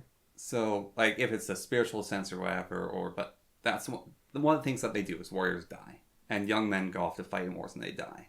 And it's kind of brutal, actually. Fathers also die to extent, like, you grow up, you're a man of the house, not quite the father anymore, or they die protecting the family because they have to go and take up the warrior's mantle again. And old men die because they're old. So all three on the man's path die. Okay. In the women's group, only the crone really dies. Like, the mother can die in childbirth, but it's really only the crone that dies. And one of the rules is women can't die. Like, you can't let the maiden die. Right. And you can't let the mother die. Yes. Like, women and children first. Yeah. That's one of the rules of our society. Yeah, well, that's how you keep the species alive. Yeah. But it's also like chivalry sort of built into that sort. So when women become warriors, they're still not allowed to die. One of the most important things that warriors do is die. I would disagree. I think that, like, a shield maiden, for example, has said, I'm willing to, like... Yes, a shield maiden... I think a shield maiden is essentially infertile. I think that's what you would consider. Yeah, a shield maiden has accepted that she's a warrior. Yeah. She takes on being a warrior. Yeah. What I'm getting at is... I could be completely wrong here, but a lot of women say, oh, look what the men want. I want that as well. They're not willing to accept death with all that entitles because they still want that the woman can't die. Yeah, there's always... Responsibility comes with danger. Yeah, and my observation is they're not accepting death with being a warrior. So to put it in a different context, you could say... So in the United States, when you turn 18 as a man, you are signed up for the draft, and that allows you to vote. Yeah. So if you're put in line to die for your country, you're allowed to vote and decide what it does. Yeah. Women are not drafted, but they fought very hard for the vote, and they got the vote without ever being given the draft. Yeah. And so they make decisions for their country that could lead it to war and death and destruction without ever having to fight on the front lines themselves. And so they took on power without responsibility, which you can't actually do. And you also look at the women's... Aiden Paladin did it. I don't know if you watched it. She did a video recently. Yeah, I wrote a comment, which is women and sipping coffee. Where it was about how... That video is also partly what inspired me trying to explore this mentally. As women gained more... Now, what Aiden Paladin said was essentially that as women gained more rights and freedoms and equality, I guess would be the best way to put it. As women gained more equality, they became less happy. So I think there's some, and Aiden Paladin didn't come to a conclusion. I think that's good of her because there's a few things there that I think are worth talking about, which is, first of all, should women be happy? Do we want women to be happy? What is happiness? So just because women are saying they're less happy doesn't mean their lives aren't better. Yeah. Because it could be that I would rather be... content than happy? No, I'd rather be miserable but create something great than be happy and do nothing of value my entire life. Yeah. And so it could be that the women are less happy, but their lives are more rewarding. Yeah. So content, I guess you could say it in a sense. Yeah. The other aspect is that what is equality? Have we made women more equal? Because you could think that we've potentially made them less equal. If we were valuing being a housemaker and being a mother as being equivalent to working and providing for the family, then they were already equal. They were not the same, but they were equal. 2 + 2 = 4, but it is not the same as 4 because you have two groups there. And so you could say that women were always equal with men, with variance throughout time. Yeah. However, what happened with the women's rights movement was they didn't actually give women equality. They actually made women lesser. They said, you no longer are worth anything unless you're doing what men do. And so they actually took away from women. They said, that thing you're doing is worth less than men. And so they made women below men. And then they said, now you must do what men do in order to equal them. Yeah. So they devalued it. And what Aiden Paladin's video also showed is that as being a homemaker has become more acceptable again because the craziness of that brief revolution from the 70s has faded. Yeah.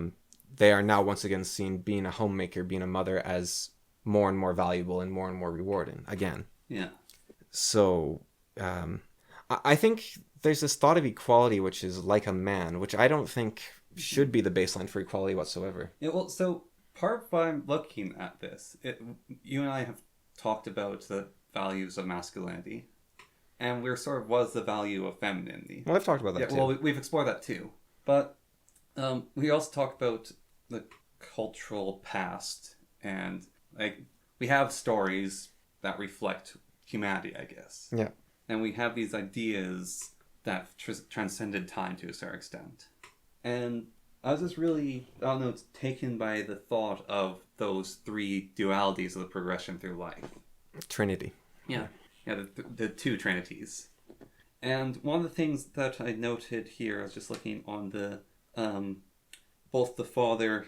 Sorry, so for the male trinity, you can always go back. So the wise man can yet again become a father. The father can take up the sword and become a warrior again. They can always go back. That's one of my observations. The female trinity can't go back. Once the maiden has had a child, she's no longer the maiden, no longer the virgin. And the crone can't have children anymore. She can't be a mother. Yeah, that's interesting. Because it ties into the idea that, I've talked about this before. To become a man is to strive and achieve something. Yeah. To become a woman is to accept something.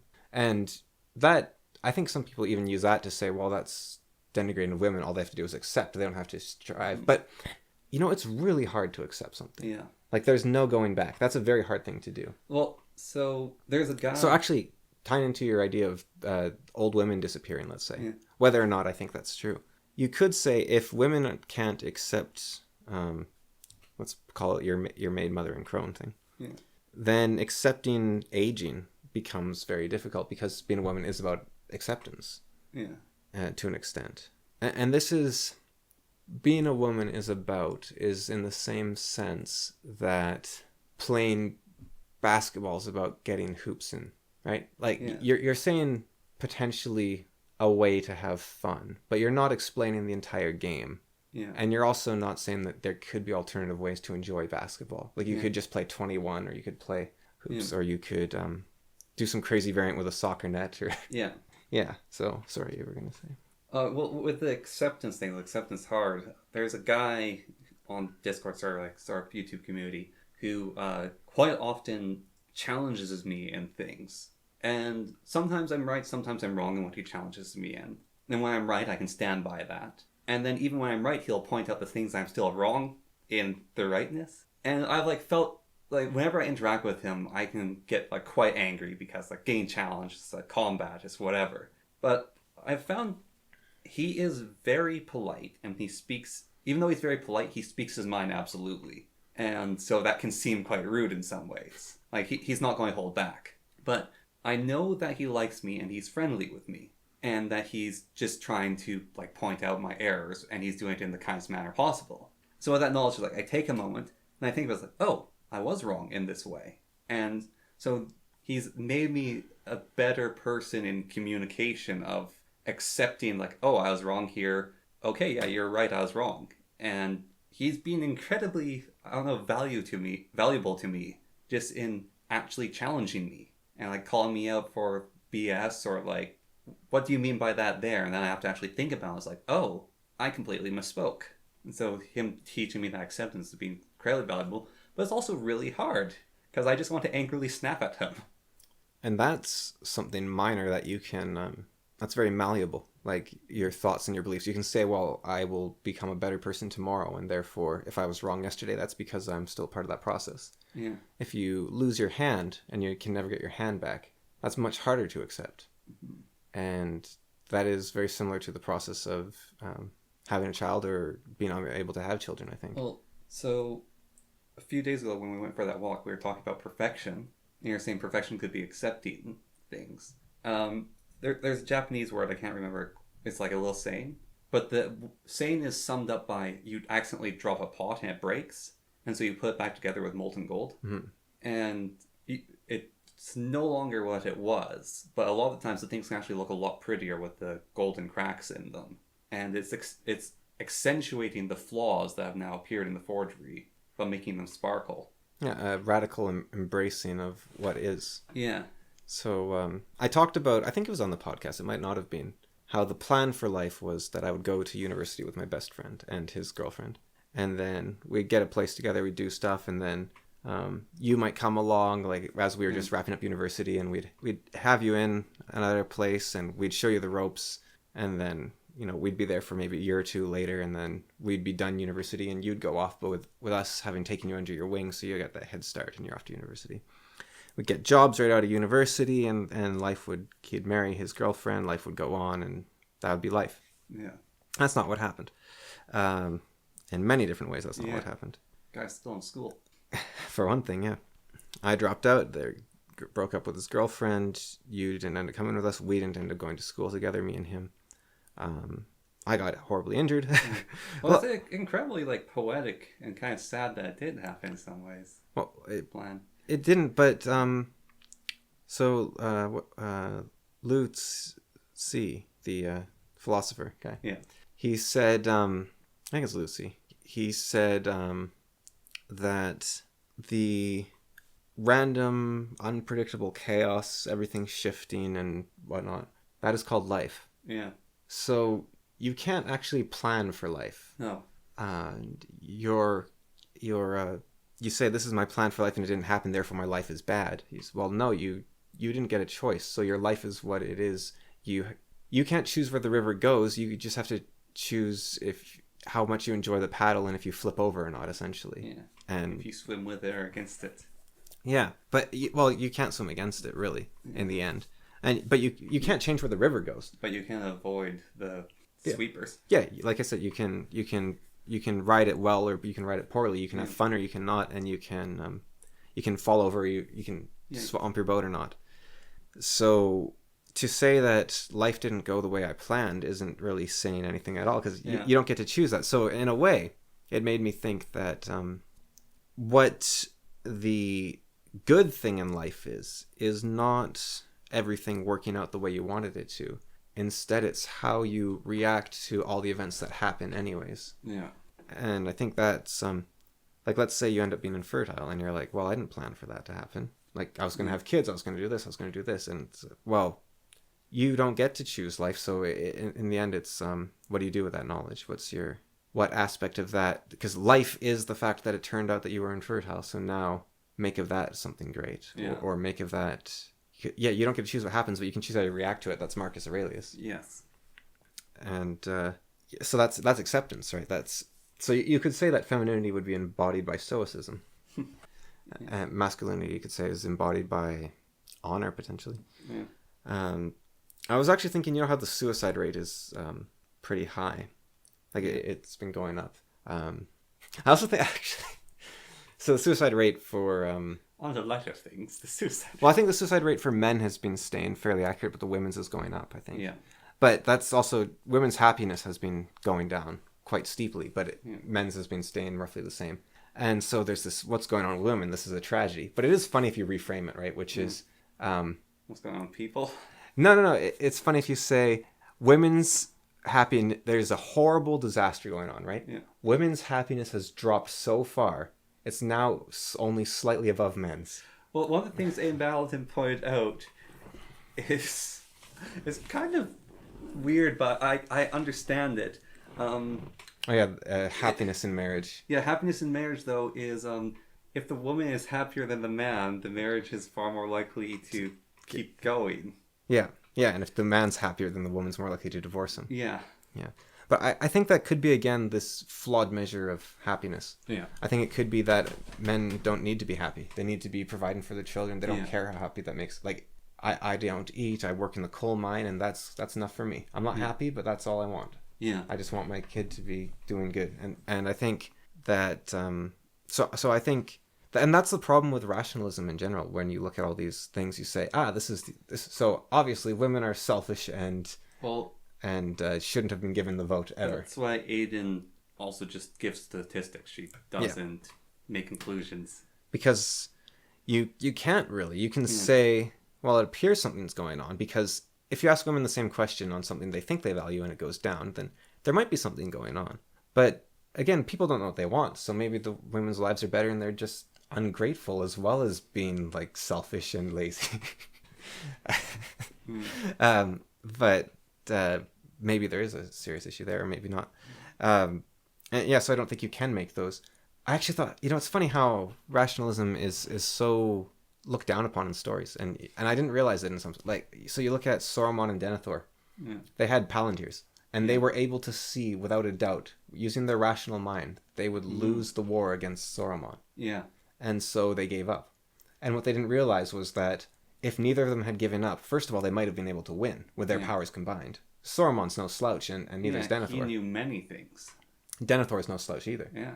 And then on top of that, they didn't realize that Gandalf had a secret plan the whole time, and all they had to do was hold steady. Yeah. And the longer they could hold out, the more likely it was that Gandalf would succeed.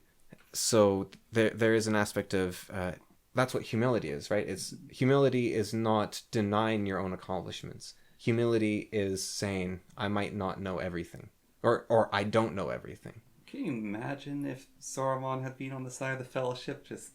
If he just had humility, yeah. Yeah, but like using his voice rather than his ire making Rohan rally to war, his courage and his wisdom rallying Rohan to war. Well, instead of it being Aragon needing to do this last moment assault on the Black Gate, which to buy the last couple hours needed. Yeah. It could have been that Frodo and Sam had months of time that they could... Well, also, Gandalf was delayed by Saruman, so he couldn't help them. That they could leisurely stroll at Mount Doom. Yeah, Gandalf was delayed by like a year almost, or something like that. Yeah, he was held in Orthanc for ages. So if Saruman and Denethor had been working on their side the whole time, then it wouldn't have been a close thing. It would have been an almost sure thing, potentially. Yeah. You have easy passage. You don't have Rohan being destroyed. You don't have to break the Fellowship nearly as early as it broke. Like, you might not need to break it all. Boromir would be alive. Yeah. And if Boromir's alive, Denethor might... Like, Denethor was slightly holding out. Like, he might have not given up if Boromir had lived. Yeah. Because Denethor had a dream that said, you need to get this ring, and he sent Boromir to go get it. So, Denethor didn't give up until Boromir died, really. Yeah. Now, Denethor thought the ring was his only answer, which isn't good. But that again, is his rationality of... This thing of... It's kind of weird, actually, that Denethor thinks the ring's the answer, because you would think... Denethor would think giving the ring to Saruman would be the answer. Like, give it to the guy that's going to do the best with it, right? Yeah. Like, give it to the good guy that's going to do the best. But both their visions had been corrupted. Like, why would Denethor think he is the best fit for the ring? He's the mightiest man alive, besides Aragorn. But that doesn't mean... Because he is wise and his vision is further, and he could wield the power to defeat the enemy. Right, but then there's the greatest of the wizards who specializes in rings. I think he knows what he's doing a little bit more. Yeah, but Denethor was also arrogant. Yeah. But if... you'd think... So, but you think the fact that Denethor, he's awake and he's like, wait, shouldn't Saruman have the ring? Maybe I'm the bad guy. Yeah. Maybe I shouldn't. But yeah, that's where rationality gets you to an extent. Any other stories you're saying, like, more than Lord of the Rings? Well, that was just one that came to me, but it's everywhere when you start looking for it that you see this rationality. But yeah, so with the suicide rate, I've been wondering if so young men used to go to war all the time. Yeah. And so, well, what terrible times. We live in better times now because women are equal and men don't go to war. Yeah. What if we're wrong? So what if I had this thought of what if the suicide rate is the other option? Besides, like, men can go to war or they can have high suicide rates. So I was thinking about that, and I was thinking, what is... Because wars, until World War One, the Napoleonic War was another exception, and Chinese Civil War. So there was wars that were totally out of the war against Carthage. There's a lot of wars that kind of bucked the trend. Yeah. But war in general was summer camp that you sent your young boys to, and only a handful of them died, and then they came back men. Standing armies were very rare for a lot of human history as well. Yeah. And even standing armies, they're not going to see war all the time, because how often do you need to actually fight? Like during the 100 Years' War, not everyone was fighting every day. Like there was clashes very rarely during the 100 Years' War. Like, maybe the Siege of Orleans. Because you had whole seasons of well, it's winter, so we can't fight, and we'll do a bit of fighting in summer, and then we'll come back for the harvest. And so I thought, okay, there's probably a way to look at this, right? What is the what percentage of people were actually dying in war? Yeah. So the rate was about 5 to 10% of people in ancient war or pre-Napoleonic war were dying. All right. About 5 to 10%. Now that range is actually that was the average. Yeah. Now, depending if you were the victor or the loser in a war, it was so victors, they had like 4% casualty rates. Yeah. Losers could have around up to 20% casualty rates. So you're saying, okay, so we're having, let's say, 7% of men dying if you send all your men off to war. Yeah. So what is the suicide rate? Is it about 7%? No, it's way lower. Okay, yeah. It's about 1%. That's still a lot, but... So about 1% of people kill themselves. Roughly. I couldn't find exact numbers for some reason. Everyone's talked about... I guess because they measure it per year. Yeah. But I wanted to measure it per person. What were the odds of a person dying? So that's kind of a hard thing to measure, I guess. Although, well, one thing you can do is you can say, what are the most common causes of death? So that is the easiest way to do it, actually, is you say, so let's say in Canada, what percentage of people die from suicide? That's probably the best way to do it. And it's actually way up there. It's like 8th or something, most common way to die. Well, if you include the assisted suicide, then it becomes 6th, obviously. Yeah. But, okay, so what about depression? So about 5 to 20% of people have depression. So I wonder if war is the alternative to depression then. I don't think so. Well, so how do you become a man? How do you become strong so that you are ready to face everything that you can face? You go into the you die, you go into the underworld. Yeah. You face what is there and you come back out. That is an initiation ritual which war fulfills. Yeah, I think it might be better to go fight a wolf with a knife, maybe. And I think kill your fellow man.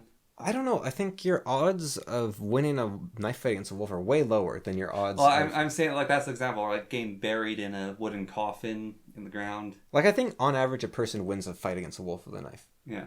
Even if the guy has the knife instead, I think his odds are still pretty good. Well, maybe a sword or a spear against the wolf. Right, but I think that's still probably like a 25%, 10% fatality rate. Whereas going to war, you're only talking like 5% to 20% if you lose badly. So I think your odds are quite a bit better if you're... How about getting buried in a coffin? What's your chance of dying from burying a coffin? And being sent out to sea? I don't know. The way of the druids could be better. Yeah. You bury the guy, and maybe that's what we need is, okay, if we're not going to have war, then we need to bury people alive. What we need to do is we need to bury people up to their waist, and then give them a stick. Yeah. And have a group and throw spears at them. Yes. Yeah, but I think that's more dangerous than going to war as well. Acorns at them, yeah. No, because you have to have real risk, or you're not. It can't be symbolic. You actually, because if you haven't achieved anything, then you haven't achieved anything. What about strung up on a tree for a day? No, 3 days. Well, I'm trying, like, I am risk, but trying to like make it the little less than the war fatality. But is a day a risk? I mean, not really. Like it's just you get stiff. Let's see who gets strung up to a tree for 24 hours if you go insane or not. Did you read the Fionn Tapestry? Just reading that part of the book was enough to drive me mad. The main character gets strung up on a tree for 3 days. 3 days, yeah, like Odin was. Yeah, that part of the book drove me nuts. And we're not pagan, so obviously you have to be strung up on a cross for 3 days, like Christ. But or was it 2 weeks? I don't know. But my thought actually, I was thinking about this. So a lot of cultures do have ritualized death. And you're pointing out that war is a different way to do ritualized death, so that might be the substitute. But what would be like the Christian death ritual? And how long was he in the cave? 3 days. Yeah. Yeah. So seal someone in a cave. Yeah, and then they come back to life. Yeah. Yeah, that was my thought. Or send them on a crusade. Yeah, well, send them on a crusade, but like stories do change over time. Like only the important points get boiled down. But what if like getting sealed in a cave is actually a lesson that was what they were meant to do? Was it is interesting when you're faced with extreme extreme situations like being left alone at night in the woods, or being unable to talk for a year, or being so bored you're locked in a cave for 3 days. You're incredibly bored, you're incredibly thirsty, incredibly hungry. It's really interesting what it does to your mind, because what you start, basically every problem you've ever had surfaces within the context of this greater problem you're currently facing. And what's interesting is most of the time you can dismiss those problems. You can be like, man, that girl, I accidentally spat on her when I asked her out in 3rd grade and 7th grade, 8th grade, and I'll never let it down. And then you're like, I am starving to death in a cave right now. I don't care anymore. Yeah. But then there's other issues where you're like, man, my friend, we had gotten that huge fight and it was awful. And that still is a problem that you can't just dismiss. But what happens is you say, okay, the skills I need to survive in this cave, I need to be thinking, I need to be not ruminating, I need to be moving, those become solutions for your problem with your friend. Yeah. And so if you can overcome a great adversity, it influences every aspect of your life, and you became able to face every aspect of your life. So yeah, a Christian aspect, sealing someone in a tomb for 3 days, I think would be great I think it'd be a really good way. Well, so knights, Dragonbone Chair is based off Europeans. Circe Ullman's going to be knighted. And knights had a vigil they had to do before they were knighted. And the vigil is you wake up in the morning and you're not allowed to eat that whole day. And you're sealed into a little chamber to sit and reflect. And you have to stay awake the whole night. And basically a priest or your squire to be will stare at a peephole to make sure you don't fall asleep throughout that thing. So you have to be awake for 24 hours as a knight. And then once your vigil is completed, there's like various different ceremonies. Like they dunk you in freezing water, then you're wrapped in warm blankets. Then you're given a small amount of food. You get knighted, then there's a feast. And so you get rid of the famine with the feast. And you're still delirious and all sleep deprived. But knights had a thing like that. And then vigils, a lot of time, historically in stories I've read, there's vigils, but also the queen's children had held a vigil for her. It's common to do for death of a... Yeah, but one of the vigils, it's one of the more disturbing ones for the person doing it, is you spend the night alone with the person who died. Mm-hmm. No, that's... I don't know if that's royalty or if that's everyone, but that's a European thing. Yeah, it's a European thing. And that's a different sort of, like, spending a night alone with someone you knew who just died. It's going to do something to you. Mm-hmm. And they will destroy a certain percentage of people. Yeah. There is a certain amount of people that will fall through the cracks if you do that. Yeah. But I think the cost of not doing that might be that you have like 20% of people with depression. And that's a lot more than a couple people falling through the cracks. Yeah, it could be. And when I talk about war as well, you think of like the Celtic tribes, right? They are all sworn to the Conor, to the Connor. Yeah. Right? They were all on the same side, but they fought each other constantly. They raided each other. They stole each other's sheep. They killed each other. And that part of that aspect is, keeping everyone in tip-top condition. Well, I was thinking, so in the UK recently, a kind of ridiculous thing happened, which is, so you know how the Hindus and the Muslims sort of separated countries, Pakistan, India, and a lot of conflict in history. And they've separated into two countries because of this conflict. And there's a lot of Hindu people in Great Britain. There's a lot of Muslims in Great Britain.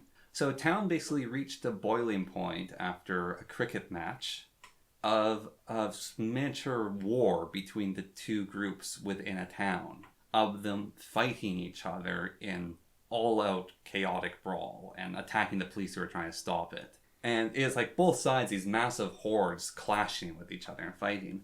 And I was thinking about... the people who are talking about, and then the British tradition is queuing. I was thinking back further to the Britons, like the Brittany, King Arthur's knights, the duels, the war they fought further back to the Celts, and you would have two queues of people line up, and the warriors would fight each other. Yeah. Yeah, very proper and orderly. Yeah, but it was very proper and orderly of the warriors fight each other in these queues, basically. Yeah. Saying, I am Brian, son of Braun, who will dare face me? And it's like, I, Rorik, son of Sigmund, will face you. One of the things about those conflicts, I used to think it's kind of ridiculous because you'd go until one side left and they're dishonored, or one side was completely dead. In those duels, people rarely died. Yeah, you're not there to kill them, you're there to beat them. Yeah, it was actually a measure of skill not to kill your opponent, and very much... when lobsters fight, that was terrible imitation, but when lobsters fight each other, because there's a book that details this a lot, they do a ton of sizing up, they'll do a little fight, but if they keep fighting after that little fight, they might kill each other, injure each other seriously. Yeah, the goal is to just keep it as... Yeah. It's the same thing, Chris Williamson, I don't know if you saw that, he was talking about this, where when men fight, they're not going for the groin or the eyes or the throat.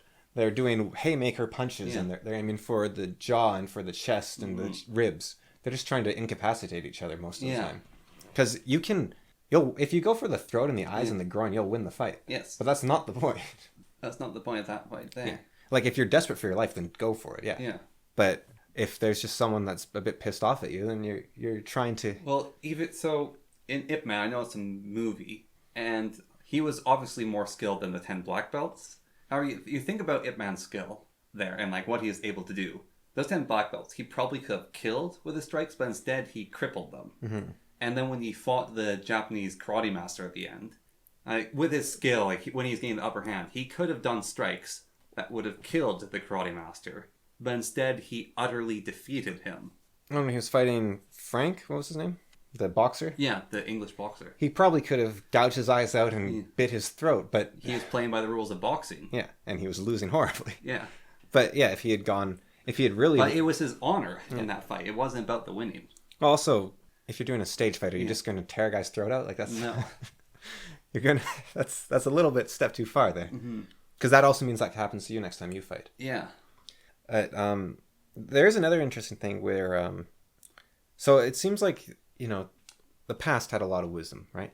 Like, you talk about, like, the British have these ancient traditions of lines, and the wars, and the druids had their initiation ceremony, and the knights have their vigil. See, I can't let you have all... I mean, you maybe phrased it poorly, but you're sounding a bit sexist there with your women losing and stealing from men thing, and I can't have you taking my crown, so... Oh, okay. So I wasn't... No, but I wasn't being sexist there. That wasn't the point of that. I actually... This is very important. I was exploring those stories, and I had further things about men being maiden as well, and what happens there, and I had things noted down further about maidens trying to be warriors and stuff, but that wasn't important to the exploration then. But I was trying to look at the value of both of them as not sexism. The sexism is saying one's lesser than the other. It's trying to actually look further. So in a sort of modern conception, the sexism is saying that there are gender roles. But yeah, maybe... I'm trying to...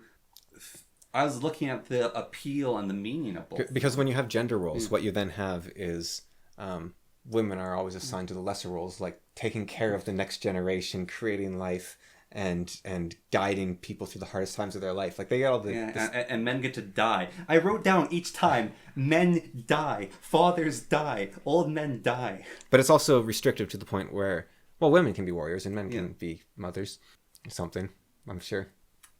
Don't think so. Oh, he's sexist. So anyways, I'll take my crown back. Right. But I've been thinking, there's a lot of this ancient wisdom, right? Yeah. And no, but this is actually a serious question. Do you think that there is a reason that we have... So, if you look at Sweden's voting distribution for men 18 to 29 and women 18 to 29, the men vote quite normally. It's like 60% vote conservative, 40% vote moderates, and 20% vote for the Communist Party, 10% vote for the left-wing party. It's something like that. Right, your math doesn't add up for sure. Yeah, it's that rough idea there, right? You look at the women, and it's like 60% vote for the Communist Party, and then you've got like 40% for the left-wing, and then 20% for the moderates or something like that. And... Sorry, I'm getting affected by your sexism. Well, what I'm thinking, there's been this women are more agreeable than on average than men, right? Yeah. So they care more about like, oh, don't hurt his feelings, don't do this, don't do this. Now, I don't think that women shouldn't vote necessarily, right? But do you added the but there? Yeah, but do you think that Sharia law, there's a reason women are only count for 2/3 of a man?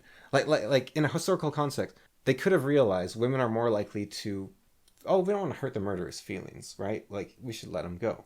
And so they're like, look, you have a say, you're as intelligent as we are, but you also are too caring for something as harsh as justice. And so, do you think there's like, you can't just dismiss ancient wisdom because it's old, right? Yeah. Do you think there's a reason women haven't been able to vote for most of human history? Well, I believe I actually explained it at one point. Well, also it's land ownership, but I explained it with the Greeks to you. Well, yeah, how men were considered to vote for their household, not for themselves. Yeah, it wasn't fair to give women the vote because men died a lot more often. Well, but there was also the aspect of it's the whole house that's voting, and if the woman, so the woman would, if she voted, it'd just be 2 votes. Yeah. So, but it could have been, you could have chosen a house representative. Yeah, well, I think what happened with that, so democracy and voting is actually a relatively new concept overall for people because we have like councils, so like councils sort of held votes that was earlier, and then everyone in Athens voted, and what's his face said, you guys all suck. Yeah, Socrates. Yeah, Socrates said you all suck, and so they voted to kill him. and that thus proved his point. Yeah. And then we have the democracies that came from forcing the king to listen to the dukes and going through that. And then, as you said, there's the land ownership. So you had to own the land. And then there's laws about women owning land or not. And then the compromise from owning... So the land ownership voting, there's a lot of people saying, oh, it is because the majority of this people owned the land. And so it was actually racism or sexism to that point. Whereas it was only someone who owns land knows what we should vote for, was their argument. Mm-hmm. Yeah. Because they have an invested interest. Yeah. And they put the work in. And so, but then it's, well, how do we draft people? How do we make them fight? Well, they get to have a choice. You serve, you get citizenship. Yeah. That's our concept. Service guaranteed citizenship. So that was put forth, that concept. And so you can own land, or you can be a soldier to vote. And then they got rid of the land ownership. However... Yes, any man that owned a suit of armor or something, right? Was the... In the Greeks, it was you had a spear and a shield. Yeah. But in America, women actually did have a vote before the suffragettes, that whole movement, if they were landowners. There were several notable women who all voted. And on the thing that black people couldn't vote for a while, there were several notable black men, and I think there's one woman who all held the vote because they owned property in the United States. And so they actually all had the vote there. And then it was moved to the draft, and so only people through the draft could vote. And then suffragette movement changed it so that everyone could vote, but for some reason men still had to sign up for the draft, and that was no longer related to the vote. They're actually separated from each other now. So Sitch and Adam from there, he says, are we a libertarian society or not? Why is there an arbitrary cutoff point where you're allowed to vote? If you're truly libertarian, children should be allowed to vote. And that's his most insane take that he says all the time. And it is interesting. Where do you stop? I mean, you give women the vote. I mean, why children can't vote? Is they're not people? Oh, it's because they have no idea what they're doing. Yeah. Right? They might, oh, that's mean, or oh, this candy for everyone sounds great. Yeah. But if you look at the Swedish distribution of the vote, well, so you know how they used to do this really racist test where it was like you have to do an intelligence test to vote, and they used to do this in the States. Yeah. Wait, you said very racist as an intelligence test? Yes, because they would give different questions to black people. Oh, okay. Like how many bubbles are in a bar of soap? Ah, okay, that's... Yeah, it was specifically designed to keep black people from voting. Yeah. But do you think that there should be a base test? Yeah, it's a base test everyone takes. That you have to... Well, we have a driver's test. Yeah, but like, okay, you're in Sweden, right? Yeah. And so they sit you down, and you hold up a swastika, and the Swedish person goes, and you're like, okay, good. And then you hold up a communist's hammer and sickle, and the women go, oh, those. And you're like, hey, give me your voting card. And you tear it up. Yeah. Do you think, I think that could be a good standard. Yep. Look, if you believe in crazy extremism, but that's a problem, right? Because then the moment the government has the power to take away the vote for something, it can take away for anything. In the States, did you know prisoners can't vote? Yes. I think that's a terrible idea. You just lock up everyone that disagrees with you. Yeah. In Canada, I'm pretty sure our prisoners can vote. They do. Which I think is a much better idea. Yeah. Because even if they lock every single Green Party person in jail, we can still get 2 seats. Will be a lot better. we can still get 2 seats in the parliament. Yeah. We'll vote for Elizabeth May even when she's been dead for 50 years. That's because she's sane. Yeah. Unlike everyone else. Yeah, she's sane. Yeah. Like the time she got drunk at the conference. And compared to everyone else in the Green Party. Yeah. Well, there's that. I was actually talking to our mom about this, where, you know about some of the craziness the Green Party's been doing lately? Yes. Where a person accidentally used the wrong subtitle for someone's pronouns, and then they apologized immediately. The party imploded. But it destroyed the party. Yeah. That's crazy. And I was thinking, if you're so fragile that someone can't accidentally give you the wrong subtitle of your pronouns, right? You cannot be leader of the country. Like, imagine this. You're leader, and there's the trucker protest. Like, give Trudeau this, right?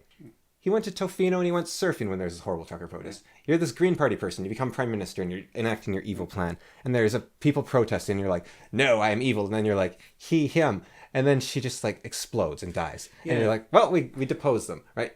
Now, I was like, are they only the leader of the Green Party? Because they think there's no chance the Green Party will ever win.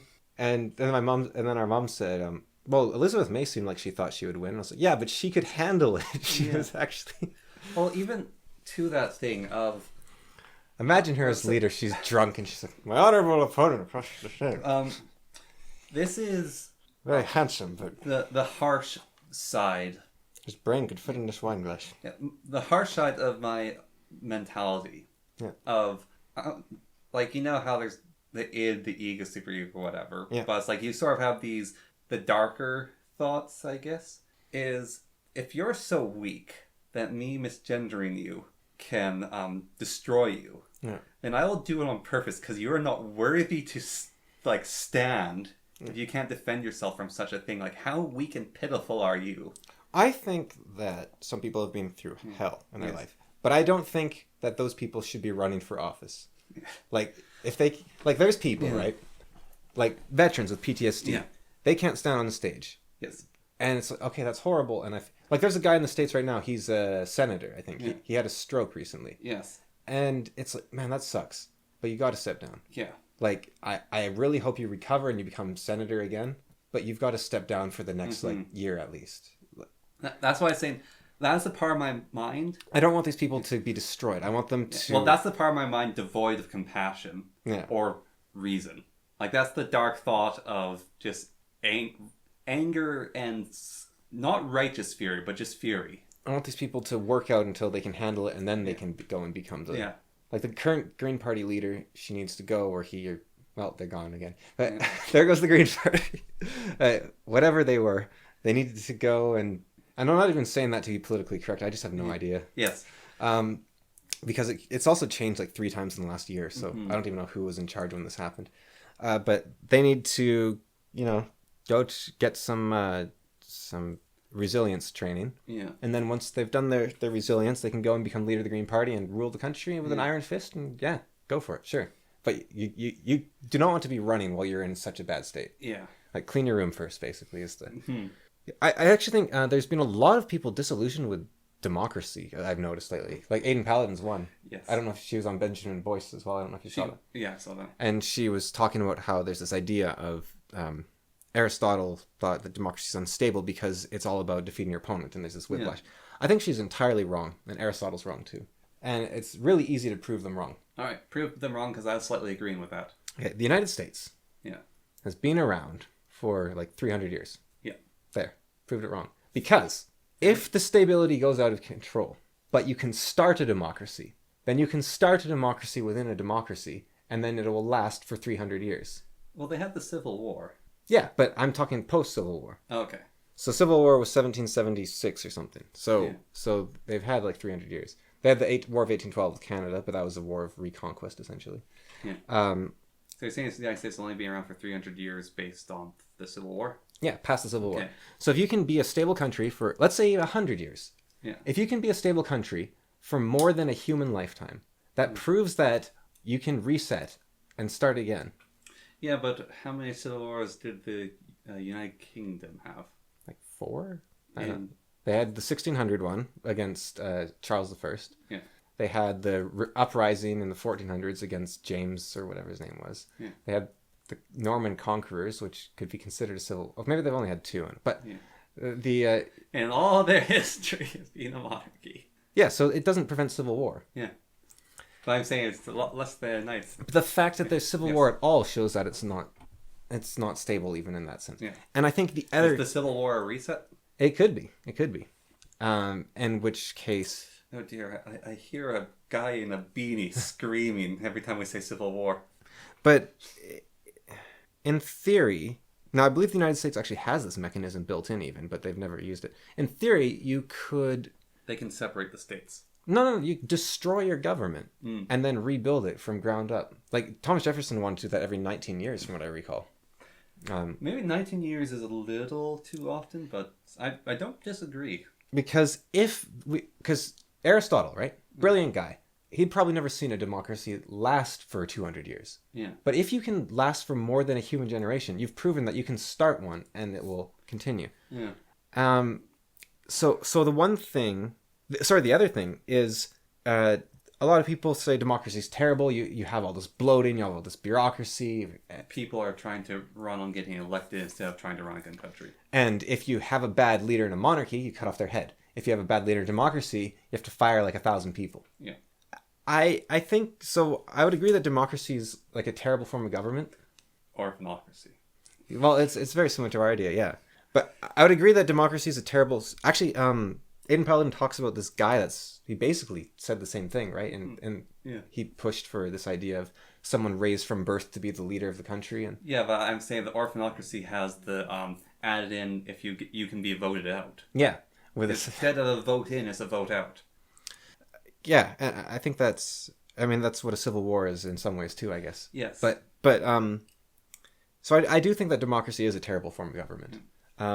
But we don't want a good government, I don't think. Basically, we want the most clogged, slow-moving mess possible, so that it's incredibly stable. And nothing happens? And nothing happens. I don't think you want a powerful... Like, China, depending on the season, basically, can be an incredibly powerful government where they get stuff done. They have their 5-year plans where they just totally revolutionize their country. Kind of. And you look at Mao, right? Yeah. He moved all the farmers into the cities, and he killed millions of people. Yes. That's what a powerful government can do. Yes. China does that over and over and over again. It's actually quite bad. But in democracy, it's like Trudeau's like, we're going to put everyone in the cities. All right, can you sign here, do this, and this? And by the time it gets down to the locals enforcing it, they're like, you want me to do what? China has a green initiative, which is they paint old mountainsides that have been quarried green, so they appear green. And if there's trees that look dead, they staple plastic leaves to the trees. And the painting of the mountains that was inefficient, so you know that camouflage stuff that you can roll out? They're rolling those out on mountainsides as a part of their green initiative to make the mountains green. I saw this interesting thing on Economics Explained. It was on China's infrastructure. And he's talking about how, I don't know if this was on the podcast, but I was telling you how you can essentially pay people to build dams and roads and whatnot. Yeah.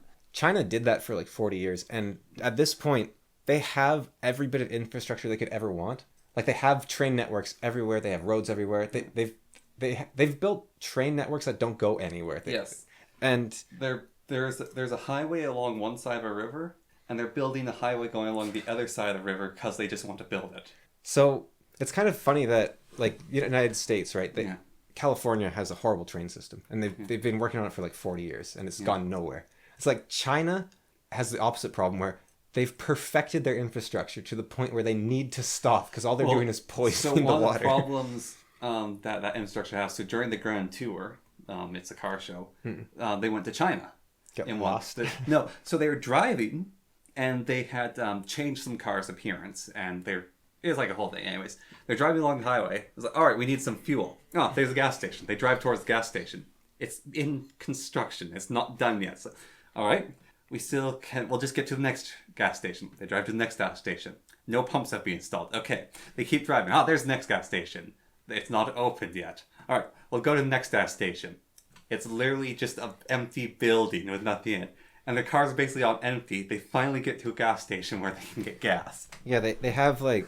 It's like there's a ton of incomplete parts in this infrastructure. Well, the other problem is they have more stuff than they can actually use. Yeah. So, like, they have this, like, bullet train, basically. And it's like nobody will ever be on it. So it's going to fall apart because no one's there to notice that it's falling apart. Yeah. And so it's... they gave people jobs and money for a long time, but it's caused this very weird issue where most countries on Earth are like, okay, we need more roads, we need more bridges, we need more power plants, we need more buildings. And China's like, we've got too many and we just keep building more. We don't know what to do. Because if they stop, suddenly they unemploy. Have you seen the footage of the buildings just being deconstructed in China? Like, yeah, the Evergrande ones? Yeah, but like 10 at once? It's insane. Yeah, when I saw that, I was, what? It's like a movie set. Yeah. Yeah, the Evergrande constructions. Because Evergrande's... belly up. They've been doing some naughty stuff. Yes. They've been... I'm curious what Mao is going to do to them. Like, is he going to bail them out, or is he going to be like, you're getting executed? Like Mao? Sorry, Mao Jr. Xi Jinping. He hates Mao Then why does the Parliament building have a great big painting of Mao stuck on it? because he's the symbol of China. Yeah, so he's Mao. He's Mao's embodiment on this earth, on this mortal coil. Yeah. Yeah, I do think that's weird how they have that giant painting of Mao, given that Xi Jinping doesn't like Mao. Yeah. You think he would like draw a little mustache on it? Like, I mean, who? Well, Ping has his own book. He replaced Mao's little red book with his own book. Where is that? Like, I've seen the government building. I've seen pictures of it. It's the old palace. But is that the Forbidden Kingdom? Yes, that's the Forbidden Palace. They replaced it. Okay, so like, there's no one there most of the time. Can't he just like? I guess there's all the government officials. Yes. That's China. I'm sure he can invoke some weird law, like you're not allowed to look up between 12 and 12:30, and then just. Yeah, but he's using... And then you know what he does? He's like, hey, and then okay, the 12:30 ceremony's over, and then who put the mustache on Mao? And then he's like, enemy corruption. Yeah, these enemies of mine did it.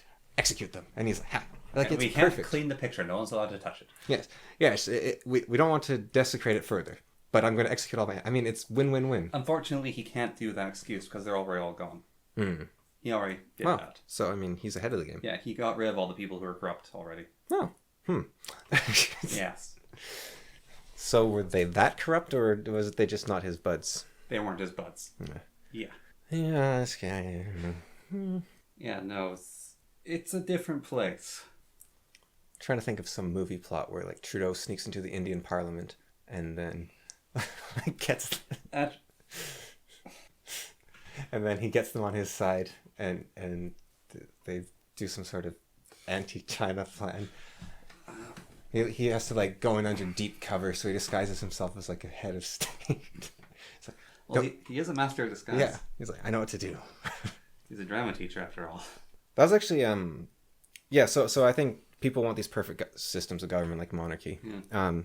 I don't think we want a perfect government, and I also think democracy has already shown itself to be stable. Now there is a counter argument to what I'm thinking, which is that you reconstruct the democracy, and the same lines are instantly drawn.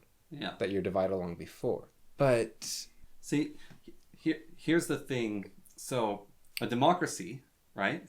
This is the argument against sort of the falling aim paladin. So there's lines on the two beliefs. I am for left, I am for right. Yeah. I am for red, I am for blue. But there's pro-king or anti-king. There's pro-king or there's off with your head.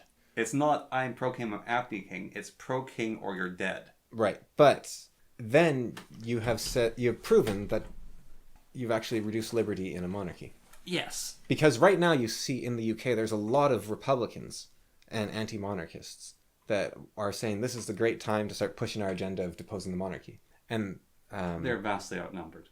Yes, but the fact that they exist, if you argue that can ferment over generations. Yeah, well, they exist because they've been given space to grow. Exactly. So you have to either limit freedom, mm-hmm. and in which case your monarchy isn't solving anything, or you say that it's a small minority and will always remain so because the generations will replace them again and again. But if the generations can replace them again and again and again, then surely a democracy that's lasted more than a human generation would also prove that you can get rid of the extremists over time. Yeah. Like, why do you have to inherit the hatred? Like, my father hated Republicans, but I mean, like, you see it so much now with like millennials and Gen Z where they're like, my parents were like, oh, you got to be all left wing. If you're right wing, you're evil. And now I'm just a centrist or I'm a right winger. And you see that all the time. And I'm sure you saw that before with right wingers, like, oh, left wings are immoral, corrupt. And then they started banning D&D and they're like, you know what, I'm left wing. And then now Sitch and Adam do this thing a lot where they say there's no civil war coming. Biden's speech wasn't that bad. I think that people often overestimate how stable things are. Yeah. Have I ever said that? Well, I think both world wars, in a weird way, were immensely stabilizing to... they gave about 60 years of stability. Both world wars. Which is kind of weird. But, so, we're talking about, like, men have to go out and fight other men to become men. Wouldn't it be great? I was saying, like, the wolf... It'd be great to fight women instead. It'd be easier. No, like fighting a wolf with a knife. Yeah. Wouldn't it be great if there was these evil monsters outside the walls and we had to go fight them instead? Oh, the Moors. I mean, sure. The infidels. That's another... Take back the Holy Land. That's an example of it. Go off on... But what I'm getting at is We won the Crusades and there's nothing left. Well, until you get the morality of, oh, can we go and kill the night monsters beyond the wall that eat our soul? Because they have the right to live too. And it's the thought of, in Ender's Game, when the aliens attack, it unites the whole world against the aliens. And so humanity's united. Then once they beat the aliens, everyone starts fighting again. So we need... And so, because the United States isn't actually in a real war... To give money to Pakistan to conquer Israel. No, the sending people off doesn't work. Well, I'm not sure. Think about it, okay? No. I'm talking about like the chaos. What the United States needs to do is they need to have Mexico invade them. No, they need to Or stop Canada. giving money to Israel. Yeah. And then Pakistan will conquer Israel. And then we can launch another crusade. I mean, sure. But modern war is a lot higher fatality. Well, it isn't actually. That's a weird thing. They've noticed in Ukraine, it's actually gone back to normal levels of fatalities, basically. So it was just the world wars that were way out of whack. The wars that are extremely one-sided of the Americans with the super advanced technology versus the desert men with rifles. Even then, like, the casualties weren't Very high, yeah. crazy. Like, because nobody could see each other most of the time. Like, the Americans... They considered a horrible tragedy that they lost, like... 50 guys. But, like, in total, it was, like, 1,000... Was it 500 or something? Yes. Like, it was... and they had that... Yeah, they had that one tragedy where, like, 15 guys died in, like, a raid. Desert Storm. This No, was... Desert Storm went well. I'm talking about, like, 2007 or something. Like, this was much more recent. Yeah. There was, like, this horrible tragedy in Pakistan, I think, where they lost, like, 15 guys. And it's like, wow, that's way less violent than you'd think in some ways. But yeah, there's a lot of people that think civil war won't happen or it can't. But I really think it can happen at any point. I feel like the Civil War, though, won't be what they think it will be like. It will be a ridiculous amount of skirmishing. Yeah, they're not going to just... It's not going to be the old American Civil War of the boys playing the pipes and the two guys marching up and firing across... Well, that's because it was about slavery, and there was legal slavery and illegal. So even if you were, like...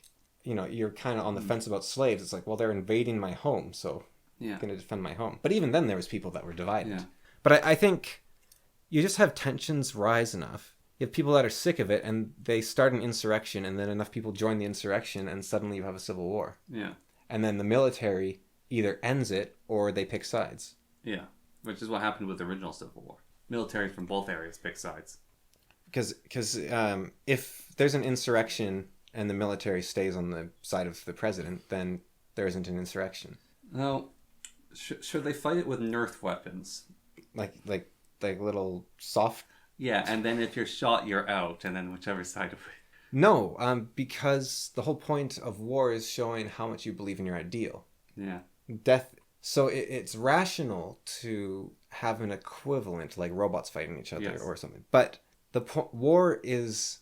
an emphatic argument. It's not a skill contest. And that's why after you win, you leave no one left to survive, so they can't get their vengeance 100 years later. Yeah, which is why which is why Ireland's been so annoying. Well, it's the biggest mistake the British made was being very kind in their conquest. Yes, that's... In some senses. Yes. I think they might have made the right choice, but... Yeah, no, I do think they made the right choice. However, the places that are whining, you lost, and they let you live. Well, that's kind of a harsh statement. Saying you lost and you let them win. Oh, you're so kind. I've seen a really interesting counter argument to colonialization recently, which is like, British are evil colonizers, and it's like, your ancestors were bad at war. Well, no, that's why I'm talking. Like, I actually kind of agree with you were bad at war. You lost. Like that thought there of, so you can rise up and here's where I stand with that. So my ancestors lost. I'm bad at war. I should not try to further use that compassion then against the people who beat me. Because that is vile. So what's your thought on the Campbells? My thought on the Campbells is, we've gone over this before, I think they've suffered enough. I don't. So here's my thought, right? I think there should be the Campbells that are alive today, I think bear no responsibility for what their ancestors did. Yeah. However, for the sake of the game theory, for the sake of the game theory, you cannot forgive the Campbells ever. So I offer a solution. Change your last name. If you change your last name, that's all you have to do. You have to reject the Campbell family, and you shall be embraced. That is my compromise. Yeah, and if you have the family pride and honor, then you can be a traitor forever. Kinslayer. Kinslayer. No, sacred hospitality. They betrayed sacred hospitality. Yeah. Yeah. Yeah, so, but if you want to keep the family honor, keep that name. Yeah. And that is... But the thing of being the loser of war, your ancestors fought war, and then trying to use the compassion now to try to win, I think is wrong. I've told you about... Go ahead and fight back against them, actually, and then win on your own side. But don't try to weasel your way to a victory through compassion. Don't be those weird guppies that, to mate, those like fish, to mate, they look like women, and then they sneak by the men being aggressive. Like, don't be those weird does that are like... The male feminists. Well, even then, I said, like, don't be these weak, sniveling goblins that use your enemy's virtues to try to get victory. So, the Jews are often considered one of the most maligned groups of all time, right? Yeah. They don't use that guilt against people. Right. Well, some argue they do. But you don't see the Canaanites complaining about the Jews. So I'll just say about that, so I don't know if the Jews have a list. Have I told you about this? Do they have a book of grudges? Sort of. It's the list of things which their existence should not be tolerated. Huh. Is Canaanites in that list? Yep. Bunch of people are. Huh. Most of them aren't around anymore. Huh.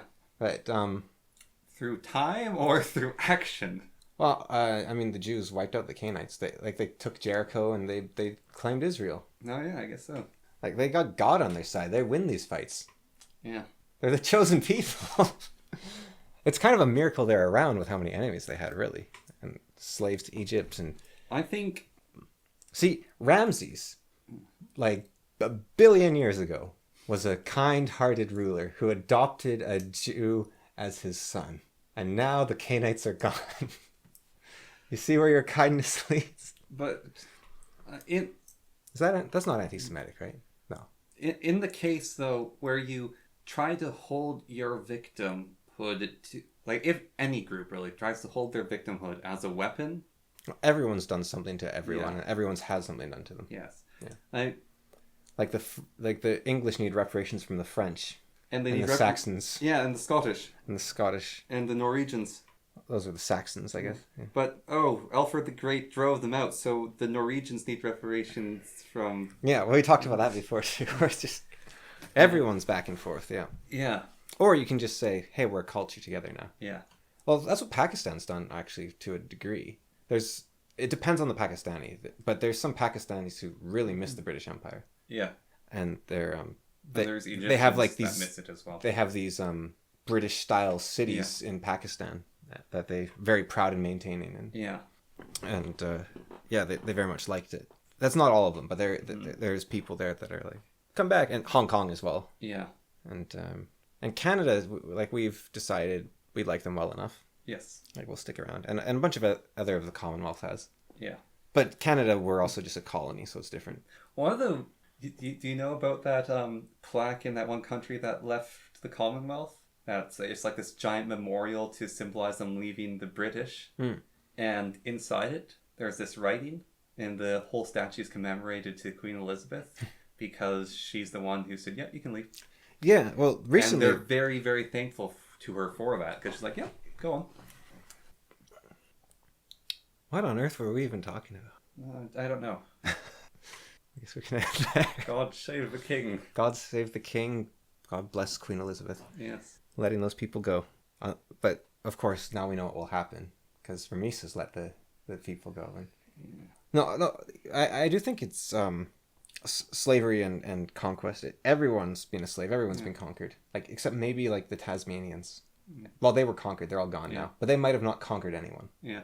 But their ancestors probably did somewhere in Africa or something at some point. Maybe the people who live on that island who chase everyone off. Oh, the Sentinelese. Yeah. Well, they were probably Indian at one point, and they probably did something. But I don't think they've been conquered. No, I don't think they've been conquered. Yeah. Yeah. That's a good point. Unless there was someone there before them. Yeah.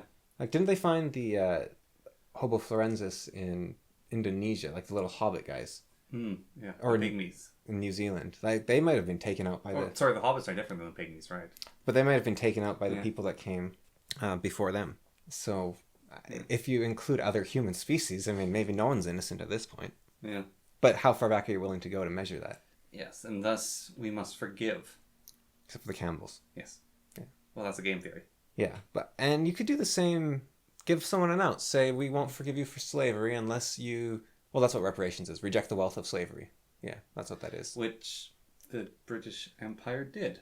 Right, but I mean, like, oh, you have advantages because your ancestors had slaves and they passed down that money and they passed down that money. But I'm not asking the Campbells to pass down the benefits of being one of those powerful tribes. I'm just saying reject the family name.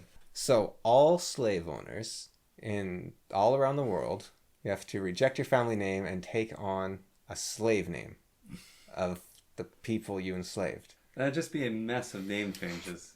And you could get like cascading loops. Well, especially it gets really weird when... you go to Africa. Well, no, in America, most black people alive in America that are descended from slaves are descended from slave owners because there was a lot of rape going on. And it's, well, obviously they can't be held accountable for that. Yeah. But it's like, well, but if you can't be held accountable for your ancestor, then... Yeah. I mean, it's a done to death argument. It's silly, but yeah. Probably should have ended like 10 minutes ago. All right, bye. And that was episode 2 of All Washington Podcast. Yeah. It was spicy. Yeah, really. Just think that women shouldn't be allowed to vote, and the Jews are. Wait, no. Man, why is why can't I make fun of like the Tutsis? Why have I got to default to like the neo-Nazi position? Because you're Aryan? I'm not, though. I don't have blue eyes. They're gray. Yeah. Well, maybe the Aryans were a people. They were the. Yeah. So I mean, I guess I could be potentially, but they're like Persian. That's what the Persians are. The Persians are Aryans. Yeah. I'm not Persian. Well, I think that's about it, eh? Sure.